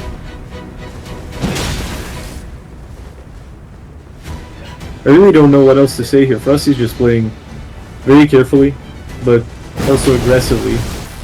Which is definitely nice to see. And Fanis really just not sure what to do here. He knows that if he... and there we go, Frosty manages to yet again secure the win. Good fight. Yeah, definitely good fight. Frosty gave so many pressure. First is the rod, then is poison. Yeah, the pressure from Frosty definitely is quite significant in this match. It's The very... hyper armor is strong enough to trade with the two-handed halberd and win the trade. And the status definitely makes it difficult to play for time and to look for those opportunities. And see if Fanis manages to figure out a winning formula in this match, which very well could be the final match. Did Fanis use Runok? Oh yes, Fanis. Fanis is Runok. He's good. He used Runok. Okay. Yep. Oh, And I forget to update this goal. My bad. we see the third match begin, possibly the last match of this stock. Let's see, Fanis going for some more running R2s. Frosty applying that chilling mist buff. Frosty just sticking really close to him. He knows that if he trades, he will win the trade. Ooh, eats a running attack for 512 damage. See Frosty using those crouch attacks, continuing to apply pressure. Fanis going for that R1 chain, just hoping Frosty waltz on in there, but Frosty doing a good job in not just walking into that damage. And just continuing to slowly pressure Fanis, gradually applying the status. And there we go, Fanis is now rot procced. Let's see if Frosty will go for the poison grease now.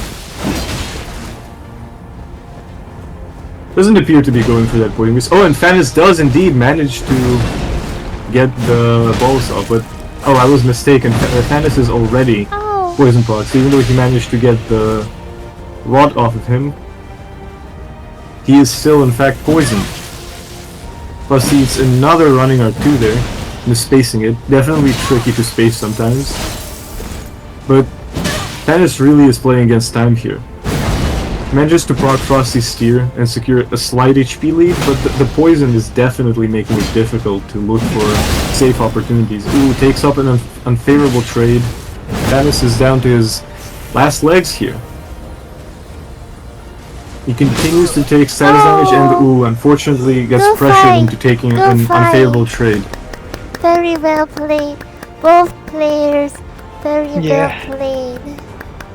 Very well played indeed. Frosty securing that win, and I'm not quite sure what the brackets are, but I believe that means Frosty is moving on to the semi-finals, correct? Yes. Yeah. So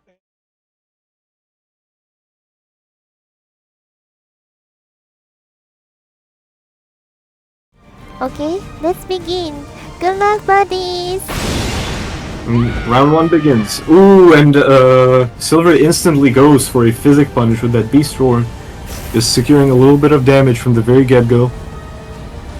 And now we see both players playing that neutral game, and emburn managing to land a couple of those crouch R1s, securing the lead. Ooh, a little bit of panic rolling coming out there, managing to avoid the spinning slash. Emburn has a pretty big lead, I would say, a relatively big lead right now, but it could turn around in a moment because Twin Blade does has that high damage potential on that running R2. See Emburn just landing a little bit more damage here, goes for a sword dance, but Silver does a good job at avoiding it, and manages to land the second half hit of the running R2 for a sweet 400 damage. And we see both players reset back to neutral, Emburn avoiding that running R1, Silver going for that spinning slash but misses it, and Emburn does manage to land the running R1 here. See Emburn playing carefully here, not getting too aggressive, definitely avoiding damage there. We see the first half hit land of the running R2, but we also saw a phantom hit, so Embern's poise did reset there. But now Emburn is chipped. Oh, but apparently not chipped enough. I think maybe that was a running R1 that chipped her. You see Silver continuing to go for that spinning slash, and it does miss again. Emburn does manage to avoid it. And just completely shutting down that attempt once again with a prediction R1 keep out. We see a self-proc of the tier by Silver there. Emburn still has her tier, and an 800 HP lead.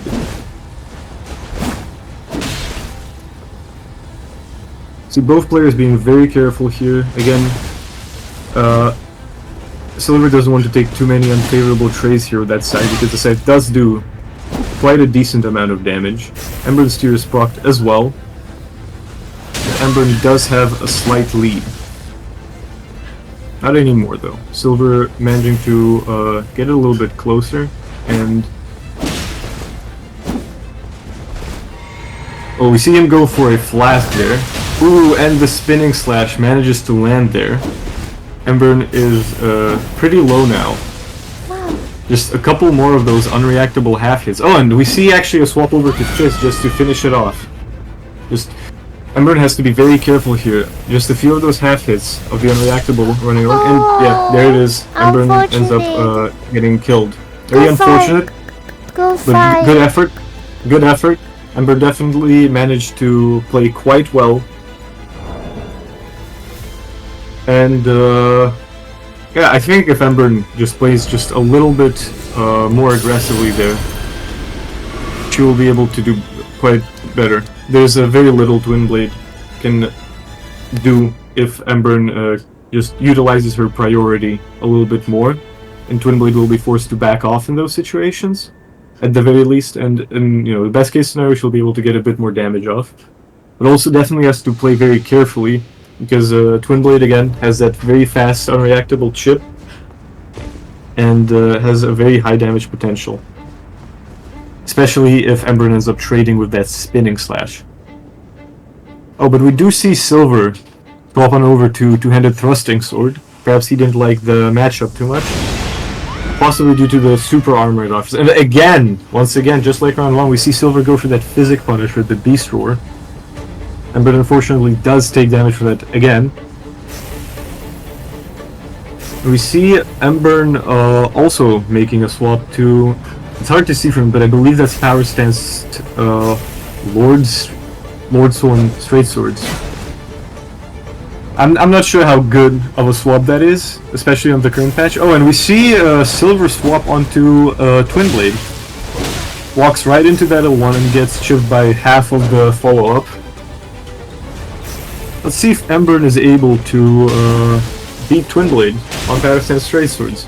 I'd say Straight Sword's definitely not the most meta weapon right now, and just from my perspective, I do believe Twin Blade wins this. However, Twin Blade does not have Flaming Strike here, so perhaps the ability to mash out of stun will come in handy here in a few interactions. We see Emburn trying to land the jump one, doesn't quite work. And Silver just continues to eat away at her damage, so at her HP. See a Blink Bolt attempt there. Emburn does a good job at avoiding that spinning slash and manages to land in a punish for 310 damage. But oof, yeah, PSSS really got neutered this patch. 310 damage is like Reese Shamshire level of damage. So a little bit of chip for 155 damage landed on Silver there. Both players are fairly even here. Emburn has a slight HP lead, but Silver manages to land some of that spinning slash and rounds it up. Ember's tier is already procced. Silver goes for a flask to be able to use that spinning slash some more. See some addiction rolls coming out, and Ember got cornered there against the wall, but managed to mash and get out. Again, the HP bars are fairly close here. You see Ember doing that prediction keep out again, and Silver just eating damage. He is in blue feather range now. Will Ember be able to finish it off?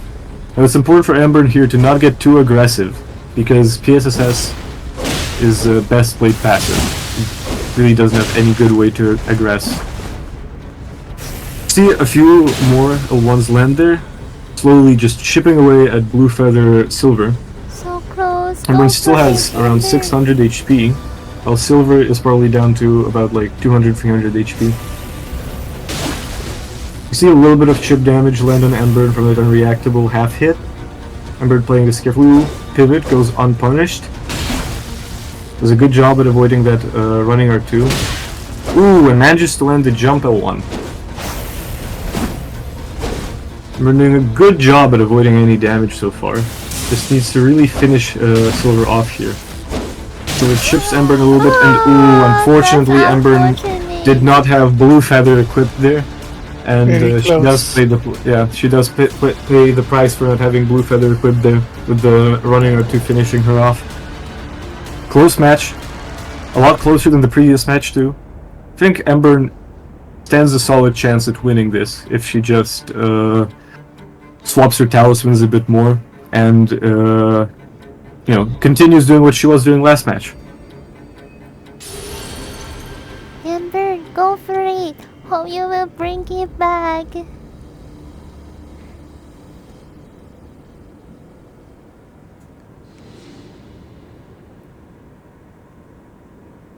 As Silver began to expand his domain, he said, "Are you M because you are burn, or are you burn because you are M?"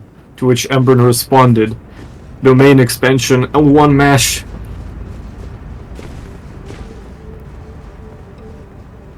Up to your commentary here, guys. You should appreciate this. Thank you, buddy. I'm joking. I'm joking. You're doing good. Really? You're doing good. Don't worry. Yes. You're doing great. And we begin the third match, possibly the last. Ooh, Ember again, just from the get-go, eating that Beast Roar. She's going for the charged Divine Beast Stomp. Doesn't land, but she does manage to land a little bit of that L1 chain there. But Ember just already from the get-go is eating a lot of damage and putting herself in a disadvantageous position. I think she needs to play a slower, more careful game if she wants to win this one. Manages to hit Silver out of the air, but doesn't land that much damage, unfortunately. We see some mashing happening close to ring center, and I believe Silver manages to come out on top of those interactions. Ember really needs to play more carefully here. She does a good job at avoiding the running R2 and manages to land the rolling attack, but her tier is already procced. It's definitely going to be very difficult to come back from this point. Silver still has most of his HP and still has his tier. Well, emburn is already down to her last 1000. Emburn just continuing to eat damage and eats a spinning slash there, and I'm afraid to say that unfortunately it's already over. We see a swap over to Fist from Silver, and he manages to roll catch with the second half hit. Well played by both players. Well played. Good job on Silver for managing to win this, and Silver also moves on to the semifinals.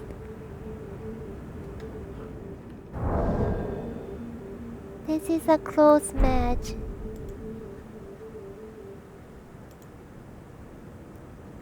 Good job, Silver. Yeah, and unfortunately I do have to say that Ember's choice to play PSSS on a strength build, especially on this patch, was not the power move here.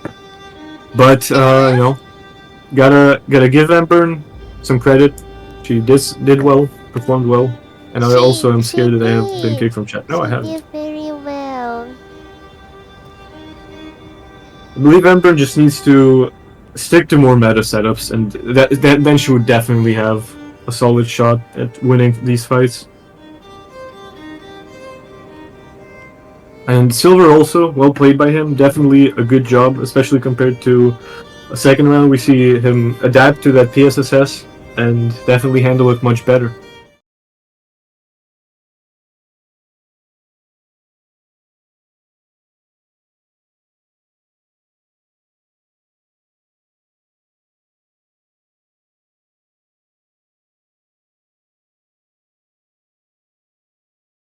Okay. It's actually Everything is interesting to ready. see the Roar Talisman from Dimka. He's Let's go. looks like in this matchup he's going to be putting a lot of faith into that range punish. Okay, good luck, buddies. Let's I go. think he's already prepared for Grifindeir. We see Dimka go for he goes for a punish but frames it down because of the honor bows and whatever is happening right now. There we go. Now we see both of them bowing. Very honorable, very respectful. Very, very nice to see, you know, no point downs here, no shitpots here. And unfortunately our opponents seem to I am sorry. masochist and not getting each other at all. I am sorry. Okay, and now officially the first match is beginning, and we see the Swarm of Flies spell, and ooh, a dragon spell, but it gets punished by the Beast Roar. And ooh, looks like Dimka really did do a good job putting his faith into that Beast Roar. You see him land about maybe 600 damage already using it. Ooh, and instantly goes for 2 combos with that off rack, landing quite a lot of damage on Grifindeir. You see Grifindeir going for some new spells that we haven't seen him use in the previous matches. However, Dimka does a very good job at shutting them down. We see just a little bit of chip here and there on Dimka, but Grifindeir still has ways to go before he equalizes the bracket.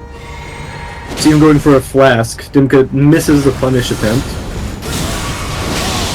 Ooh, and the hyper armor there allows Wow. Dimka to So tank the Flame of Frenzy Dimka and finish is so Grifindeir off cool. with 2 combos. Yeah, that's it. He has to be on his face and don't give him time to cast. Wow, super cool. Dimka definitely did a good job at handling Grifindeir there. That offhand hyper armor definitely was a smart play from him to be able to roll in more safely, and he definitely played it smart with the Roar Talisman to buff the damage of his Beast Roar, so that his punishes do, you know, give him a bit more of an advantage there, a bit more of an edge. Let's see how Grifindeir will respond. And we see Grifindeir is on a slightly different build this time, I believe. Second round. Good luck. We see immediately both players attempting to go for a physic punish, and I believe both of them failed. We see some more area control with the golden arcs and the flame of frenzy. Dimka eats 620 damage. And we see Grifindeir go for a flask refill. Gets punished from 306 damage. Ooh, but Dimka eats 700 damage from that. But he does manage to equalize it, and even more than that, he manages to secure an advantage by landing quite a few combos there. See Grifindeir just attempting to push Dimka back with some Flaming Strike and some other shenanigans.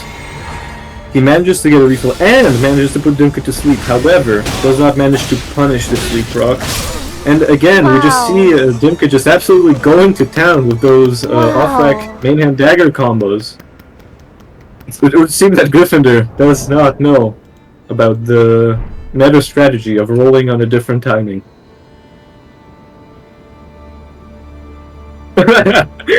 Braun says, keep doing the roll trust. This might be the most factual statement of this round so far, and we already see Dimka with a 2-0 lead. Will Grifindeir be able to turn this around? Dimka definitely playing very, very strong here. Definitely doesn't want to lose to a dirty caster, but that's just a joke. Don't worry, guys. Grifindeir seems a little bit lost there. It seems like those one-on-one combos rattled his brain a little bit, but he is in the starting position now. Okay. Let us begin. Let's see if Grifindeir can bring it back. Good luck. We see both players trying to punish each other from the get-go with the spell and with the beast sword respectively. See some more area control with those golden arcs and the test thread spam. It would seem that Grifindeir is out of FP, trying to get some space with those sleep pots to refill his bar, but Dimka is not letting him do it, just landing more and more beast wars. And it really shows that maybe that War Talisman really was a really big high IQ play right here. You see more golden arcs come out, however Dimka uses that offhand hyper armor to get some more damage in. Grifindeir already lost his spear and is at half HP. Dimka still has his spear and is at half HP, so quite a hill for Grifindeir to climb here. See Grifindeir really just pressed up against the ropes here, trying to get some space, but unfortunately goes for a golden arc cast, which gets punished by that offhand Rakshasa. See Grifindeir going, is that Red Feather? Either way, Grifindeir had already lost that match because of the Red Feather swap. But yeah. Yeah, we see that Dimka lost that match, however, he actually won that match because Red Feather, I believe, is banned. So that point does indeed go to Dimka. Oh, wow. Good fight, good fight. Good fight, good attempt.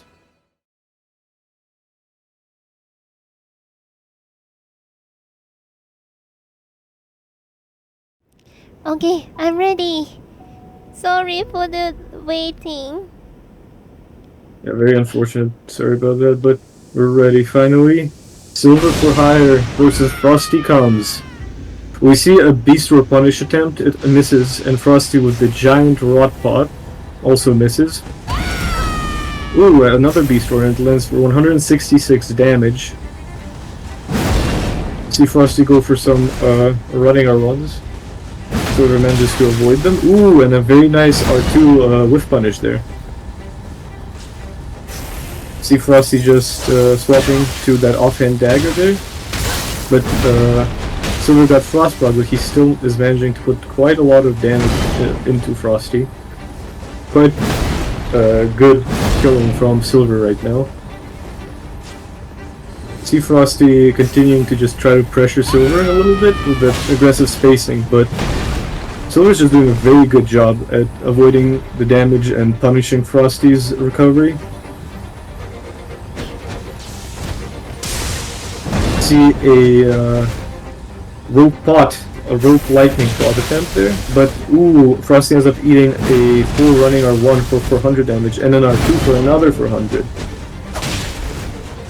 You see a nice little dagger whiff punish there, but Frosty's just eating a little bit too much damage here. I'm not sure if he will be able to come back from in this round. Wow, Ooh, manages to land a running R2 and some beautiful backstab shenanigans there. But Frosty's steer is already proc, and he is down to his 600 HP, while Silver is still quite high.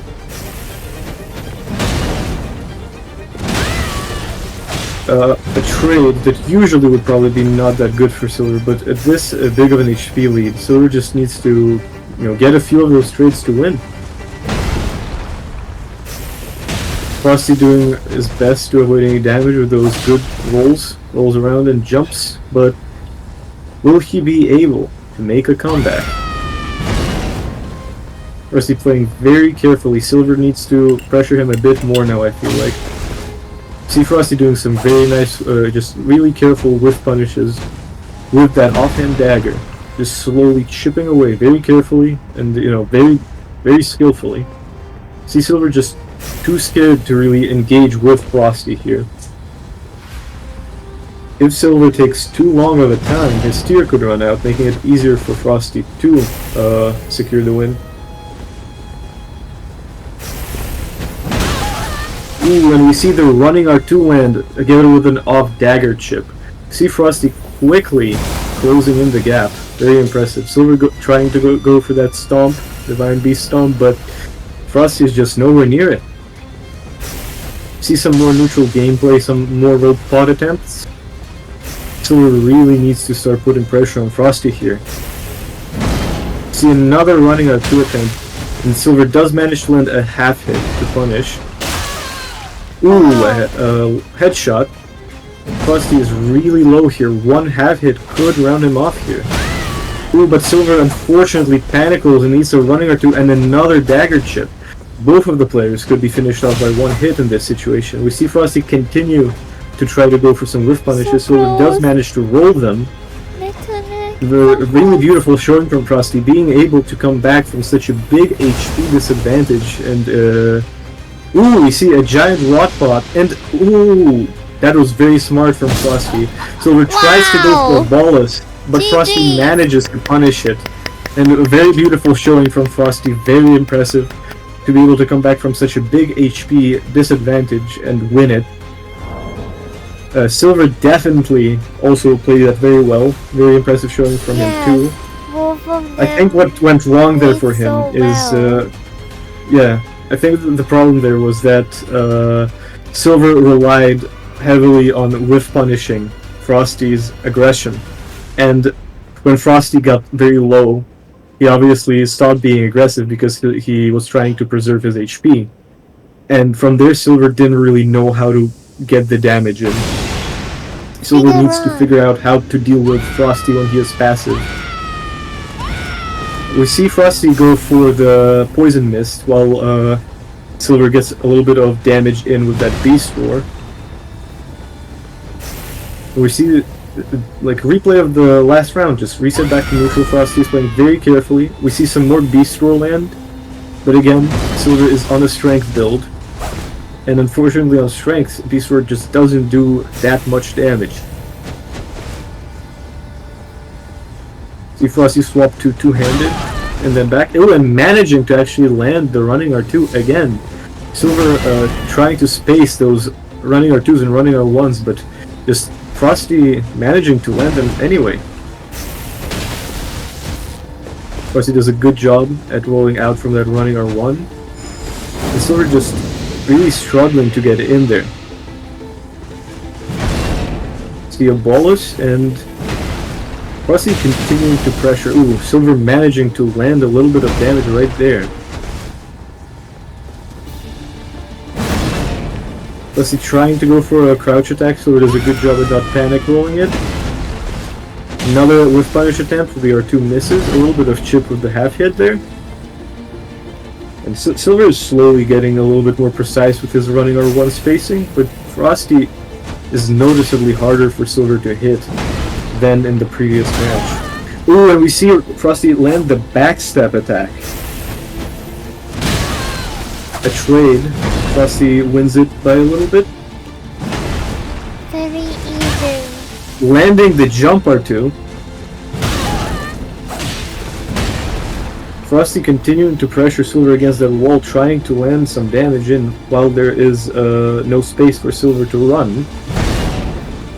Now back to neutral, and Silver manages to get a bolus off and not get punished for it. Very nice. Frosty going for some more running attacks. Silver not falling for them this time. Beautiful spacing there from Frosty, spacing that running attack. Trying to catch some panic rolls, but Silver manages to avoid getting roll cut. See him roll into Frosty and try to go for an R2, but Frosty just does a very good job at avoiding taking any damage here. Silver is still at a slight HP disadvantage, about, let's say, 400 HP, so he's definitely trying to be careful here. Just looking for a safe way to deal damage to Frosty. We see a whiffed backstab grab, and with that, Silver manages to secure an HP lead. However, the match has been going on for quite a bit now. We might see the tier on Silver's end run out, which would put Frosty back at an HP lead. See a self-proc. Didn't catch it immediately, my bad, but Silver has a considerable HP lead and Frosty is in blue feather range now. Will we see a repeat of the previous round with Frosty managing to secure the win, or will Silver adapt? See that Silver is now Frost proc, but he not Frost, sorry, poison proc, he didn't care. Wow! He just rounds it off. Very, very nice. Silver, good fight! Yeah, didn't get bothered by the fact that he got poison procced and just Good kept on job, rushing him down. buddy! Very nice on Silver's end. And again, very well played by Frosty as well. Definitely going to be an interesting match. Okay. Let's go! Round 3! Good luck! Ooh, we see the physic punish attempt, and it does indeed land here. Frosty goes for a Chilling Mist buff. Some more rogue pots, this time Volcano rogue pots and Lightning rogue pots. We see some more backstep playing, but Frosty does get punished with the R2. Silver applying some more pressure on Frosty, landing a little bit of that chip damage. Silver is yet to take damage, I believe. Frosty just trying to get some space, perhaps tally swapping, or perhaps just looking for an opportunity to do some shenanigans in his classic style. Ooh, we see another Beast Roar land, but not for that much damage. I'm curious to see what Frosty's doing. It's really difficult for me to make out. Oh, that is a Beast Claw. That is a Greased Beast Claw. And I believe he swapped the offhand for a Wakizashi as opposed to the Rod Dagger. Now, Frosty is using a very strong setup, which is surprising even if he doesn't go for that. We see him land quite a bit of damage right there, but I believe Frosty is still at a bit of an HP disadvantage, so let's see how Silver responds to this. Ooh, we see Frosty managing to whiff punish that whiff running R1, and just continuing to eat away at Silver with those running R2s. A little bit of dagger punishing. Silver tries to go for a Beast Roar, but it does not land. Now the Beast Claw is definitely a strong setup. I'd say a little bit slept on right now. It plays mainly around chipping your opponent's poise and then using that running R2. And we see Frosty two-hand those Beast Claws in an attempt to just finish Silver off, I guess. Silver is very low here, and any damage he takes is very dangerous for him. Even if he wins those trades, at this big of an HP disadvantage, it's not really worth it.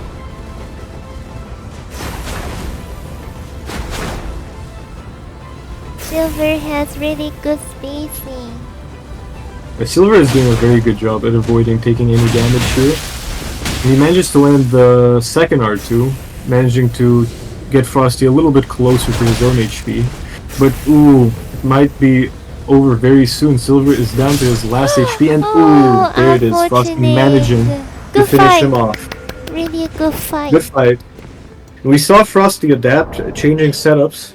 Definitely shows that Silver was managing to put a lot of pressure on Frosty in those previous rounds and making Frosty swap to a stronger setup. Oh, so this is Frosty's strongest setup?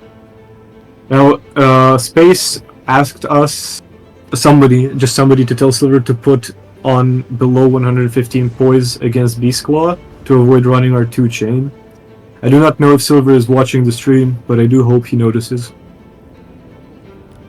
Do you want me to pin Silver?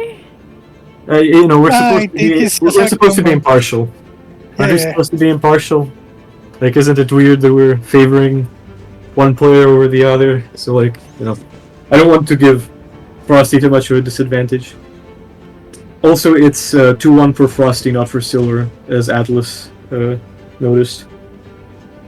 Yeah, that's right. You give the point to Silver and was a point for Frosty. I'm sorry. My bad. That is updated. Let's see if And Silver we see can the bring third it round. back. Sorry, Good fourth. luck. When we see Frosty swap again, now again it's hard for me to tell, but I believe that's power stance like greatswords. Wow. Frosty used my favorite setup. Pass them already.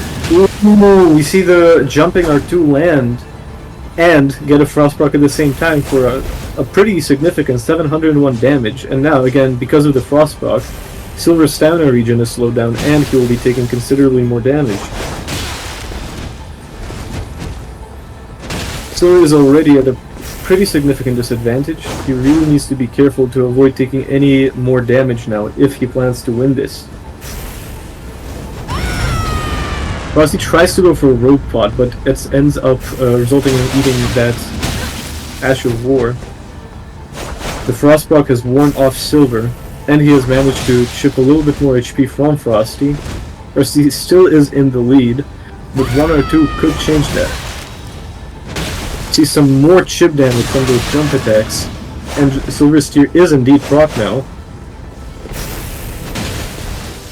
Silver manages to land a little bit chip of his own, but it's just not enough to round it out yet. Frosty continuing to just slowly eat away at Silver's HP with those jump attacks. Silver really struggling to find a way to deal with them. 292 damage. Silver is on his last legs here. Manages to land an R2, tries to follow it up with a running R1, but Frosty is just managing to roll everything too well.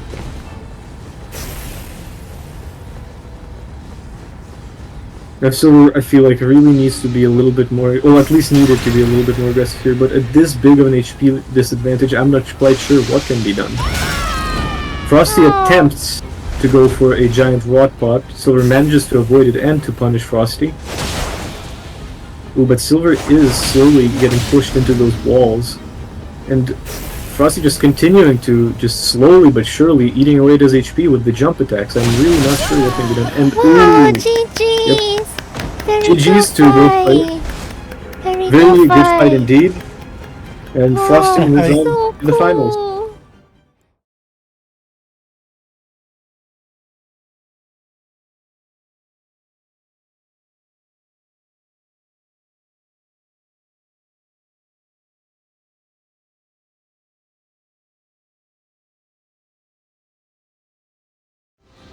Okay. Well, we have both contestants in, and Let's begin. go! Good luck! We see Frosty move back to his colossal off-dag with the rot. Dimka is also sticking to the dag off rack. Who will take the win? We see Dimka go for some I believe R2s there, but Frosty manages to punish them. Might have been a little bit of an IPE there, not sure. Frosty going for that running R1, Dimka rolling it. And this is MA to EU latency, so phantom hits are going to be present to a significant degree, so Dimka is probably going to have to watch out for that rot proc. It's going to be a real threat in this match. Dimka manages to avoid that running R2, but you know, if he avoids a jump attack, he does get frostbrocked. And Frosty, there it is, well, swapping onto his poison mist now. We see a little bit of R1 chip there, just landing over and over again. Frosty alleviates the bleed buildup, manages to avoid the punish, and takes a favorable trade, a series of favorable trades, and just continuing to roll catch Dimka. punishes the Ballus and manages to proc Rot, I believe. Doing a really good job of just not letting Dimka have any breathing space here and just continuing to punish him for any attempt to alleviate that status. GG's! GG's! Very, very impressive showing from Frosty there, just really tight spacing and really just not letting Dimka get away from him. That last series of his exchanges just was very impressive. It was hard to keep up, honestly.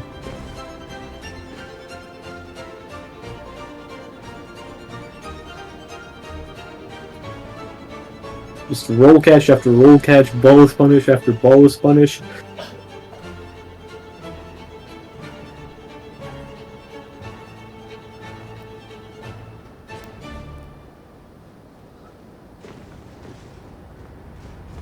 We see Dimka re-enter the arena.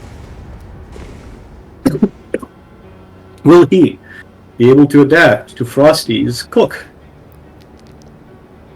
Second round. Good luck. You see both players go for physics. No punish attempts here. See Dimka being a bit more careful right now. Trying to avoid taking any unfavorable trades with that colossal weapon. Frosty also being very careful, trying to not whiff any of those running attacks. There Frosty applies the Chilling Mist buff. A little bit of chip damage with the dagger. Dimka manages to avoid the Colossal though. Ooh, and there it is. Frosty is about to swap to the Poison Mist now that he has procced the Frost. Dimka manages to Ballus, but it does get punished. Frosty still is yet to apply the Poison buff. Seems that instead he decided to reproc the Cold. Ooh, Dimka tries to go for that off-frag, but ends up taking an unfavorable trade yet again. And now that Dimka is Frost-procced, Frosty is ready to apply his Poison. I believe that's not Poison, maybe that was Rot actually, not Poison that procced just now. Yep, that was Rot. Dimka manages to alleviate the Rot buildup, but he is now poisoned and very low due to that Ballus attempt. Dimka tries to Ballus again, and unfortunately, just there's no space there. Wow. Very good showing from Frosty. Frosty still has the tears. Frosty was almost full HP that round, honestly. Very impressive. If Dimka wants to win this, he probably will need to play much more carefully and rely on the offhand Rakshasa much less, mostly relying on that dagger to whiff punish. But Frosty is just doing a very good job at not giving Dimka any room to whiff punish, just doing his best to at least force a roll with those running and jump attacks. And then once the status is proc, there's really very little room for Dimka to actually eat any Balluses. Perhaps the meta move here would be to just wear 2 resist talismans, which Dimka is doing. He, I believe, is using the talisman that increases his resistances after a status is procced. I do not recall what it's called though.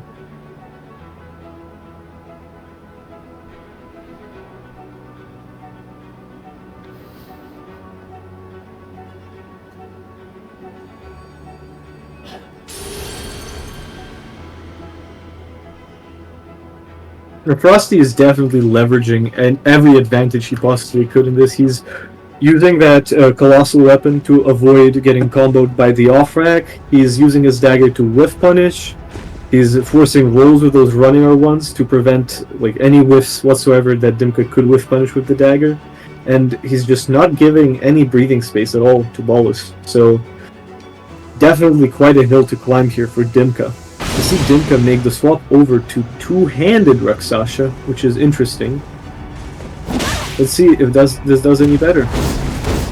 See the weak cutter come out. Frosty attempts to go for a punish, but Dimka manages to roll out. It was an unfavorable trade for Dimka. The wheat cutter did not land fully. Manages to land a little bit more damage with that running R1, but he is Frostproc now. Let's see if Frosty will go for the poison now. See a little bit of an exchange there. And Ooh, the Weed Cutter comes out, landing for 546 damage. Dimka ate a poison ball, is there? I'm not sure that was a mistake or not, though. Perhaps Frosty is using a poison-infused Great Hammer, and that's why. We see the Weed Cutter come out once again. Dimka is poisoned now, but he is at an HP advantage. He goes for another bolus and manages to get punished for it. Let's see if Dimka manages to secure a win this time, using the Weed Cutter. Ooh, gets rolled out by the Chilling Mist. And I bet his rot bar is getting pretty high there. Dimka really needs to play this careful. Goes for a running attack. Frosty manages to roll out, manages to space the next one. Dimka is frost procced again. And Frosty, we see him pull out that off dag.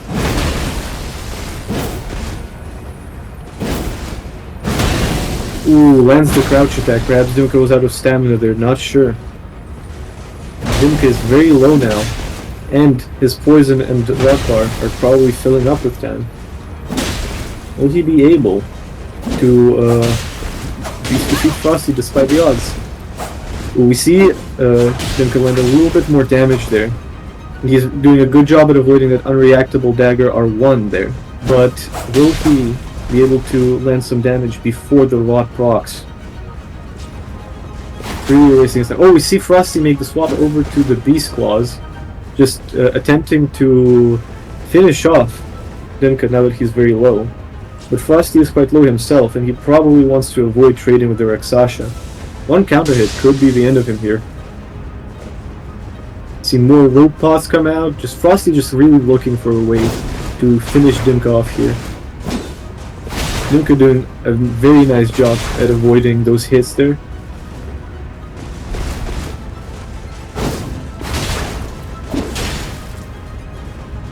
It's really hard for me to really see how this will go, honestly, because both players are very low. And I'm not sure Frosty can survive one more hit from that rack either.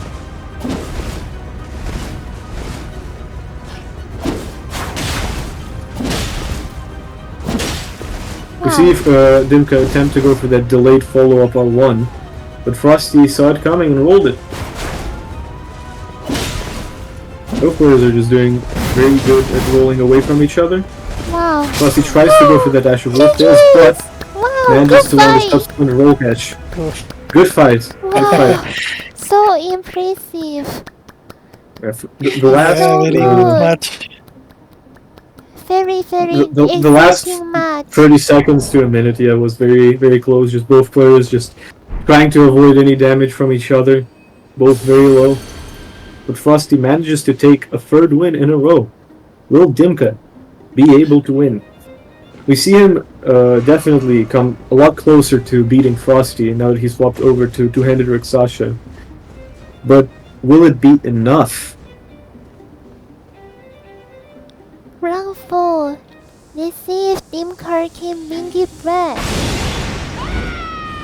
We see Frosty go for a physic punish this time around.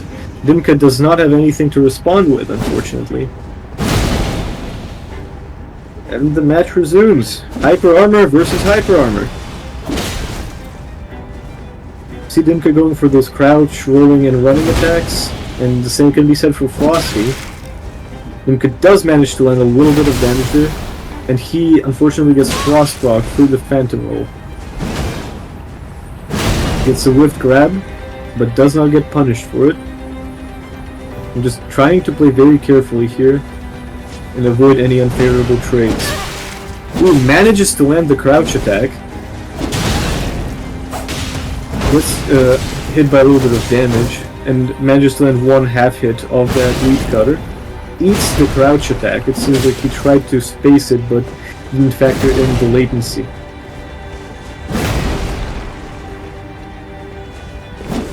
Frosty continuing to try to pressure him with those jump attacks, but gets a whiffed grab and gets punished for it. Tries to use this crouch attack, but the Weed Cutter is just going to town here, managing to hyper armor through the Colossal and land quite a lot of damage. Dimka's Steer also gets procced, and his status is also procced, but Frosty is one hit away from death. Dimka goes for a poison bolus and for a jump attack, but Frosty manages to avoid it here.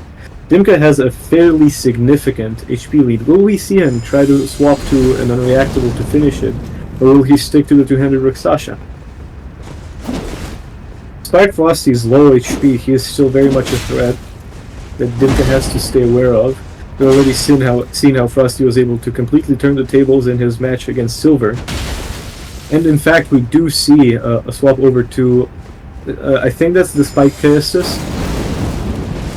See a few daggers and perfumes come out, just both players trying to apply some safe damage here. And Dimka manages to chip Frosty with that standing R1. Good fight. Wow. Good job on Dimka for managing to overcome the odds. And it's going to be quite hard to get yourself together after such losses like 3 times in a row. But Dimka did manage to do it. Let's see if he is able to continue coming back. Frosty is definitely still doing a very good job, and if he manages to adapt to the weed cutter, it could become very difficult for Dimka to win. So, very interesting how this will play out. But again, not trying to take anything away from Frosty. Frosty is playing the setup very well, and there are definitely not that many players that could play a colossal weapon into rack off dag and win, especially against a player of Dimka's caliber. But this status can definitely be annoying to play against, but Frosty is definitely not getting carried by it, I'd say. Are you ready? Let's go. Good luck. And we see the next match resume. Will Dimka be able to reverse sweep, or is Frosty going to win once more? We see Frosty again with the Chilling Mist, going for a roll catch attempt, but Dimka manages to avoid it. Both players failing to land damage on each other so far. However, Dimka's status bars are indeed slowly filling up due to the Phantom hits. You see a Wheat Cutter attempt gets punished by a Dagger L1. Dimka ends up taking an unfavorable trade, tries to go for another Wheat Cutter, and Frosty again manages to roll out of it. Seems that he has learned from his previous match.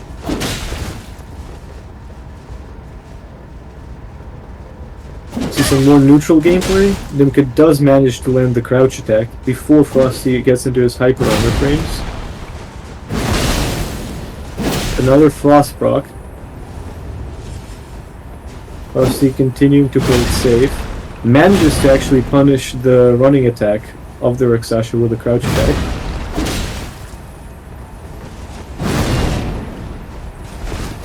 Frosty is not unscratched, and there Dimka manages to land the backswing and the running attack. Again tries to go for the Wheat Cutter, but Frosty seems has adapted since the previous match and is doing a good job at avoiding it. Both players are pretty close here. You see a little bit of a trade there between the Chilling Mist and the half hit of the Wheat Cutter. Dimka tries to go for a bolus, it does get punished, but he does manage to alleviate the status. And also goes for a Rod Bolus. Gets punished for it this time though. Frosty has an HP lead, still has his steer, while Dimka has already lost it. Who tries to go for a running attack there, I think, and ends up taking a trade, and he's Poison Proc now. Manages to punish Frosty, and manages to alleviate the poison buildup without getting punished for it. Now, Dimka is at a pretty big HP disadvantage, but there is no status eating away at him, so there is still a chance of a comeback. Goes for another Wheat Cutter, but Frosty again is just doing a good job at avoiding it this time around.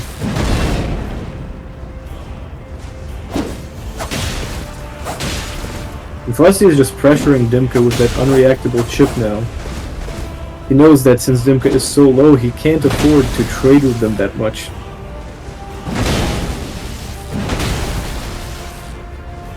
Frosty is doing just some backstep shenanigans, just trying to confuse Dimka and just land a little bit more. Even if Dimka is careful, that status bar is slowly filling up. That definitely puts a lot of pressure on Dimka. With the Rakshasa being fully reactive, it's definitely going to be quite a hill to climb to have enough hits to actually come back from this disadvantageous position. Ooh, and the dagger L1 does manage to hit Dimka out of the air. Frosty 4, Dimka 1.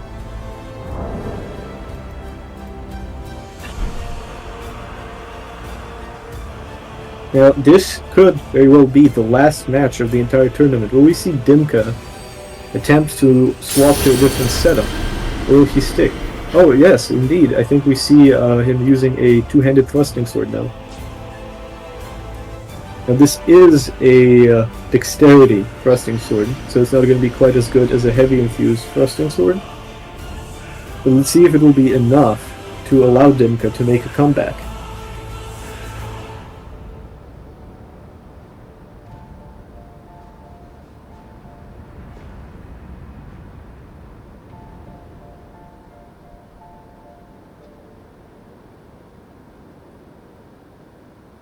I think Frosty got stuck. Sorry, what? Frosty got stuck. I think he's reloading. Yeah. He's Okay, back. okay. It's working now. All Yeah, good. everything seems fine. Okay, we see both players in the arena. Dimka making the swap over to the two-handed thrusting sword, probably keen or lightning infused. And we see Frosty still sticking to the colossal off-dag with the status. May Let the match best begin. player win. Good luck. We see Dimka take ring center from the very start. Frosty sticking close to the wall, buffing up his weapon with the Chilling Mist once again.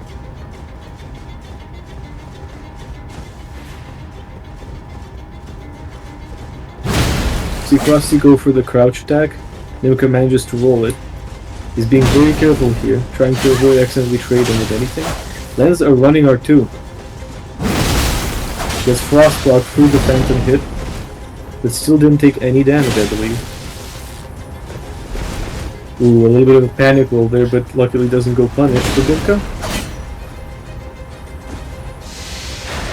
Frosty swapping over to that poison great hacks now, and managing to land the running R2 and standing R1. Dimka has taken a few unfavorable trades here, and I believe he is status now, but he manages to eat a poison bolus. Oh no, that wasn't the poison bolus, he failed.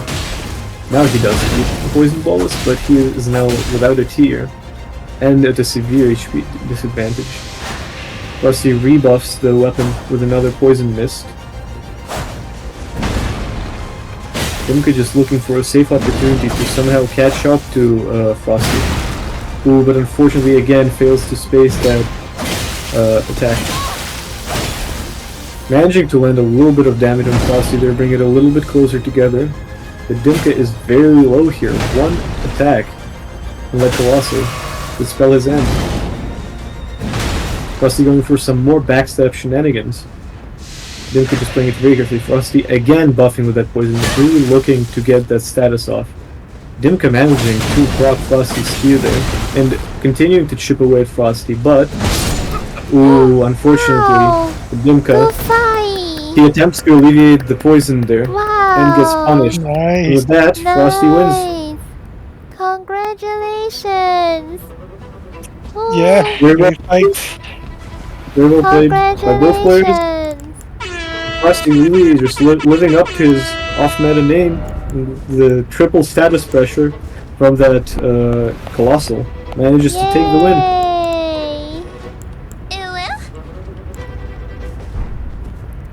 Yay, my idol wins.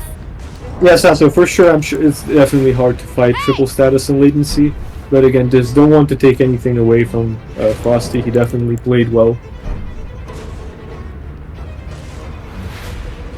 Yay, Frosty win. Again, well played by Dimka as well. I guess thank you to everyone that played. Yeah, all matches were very good.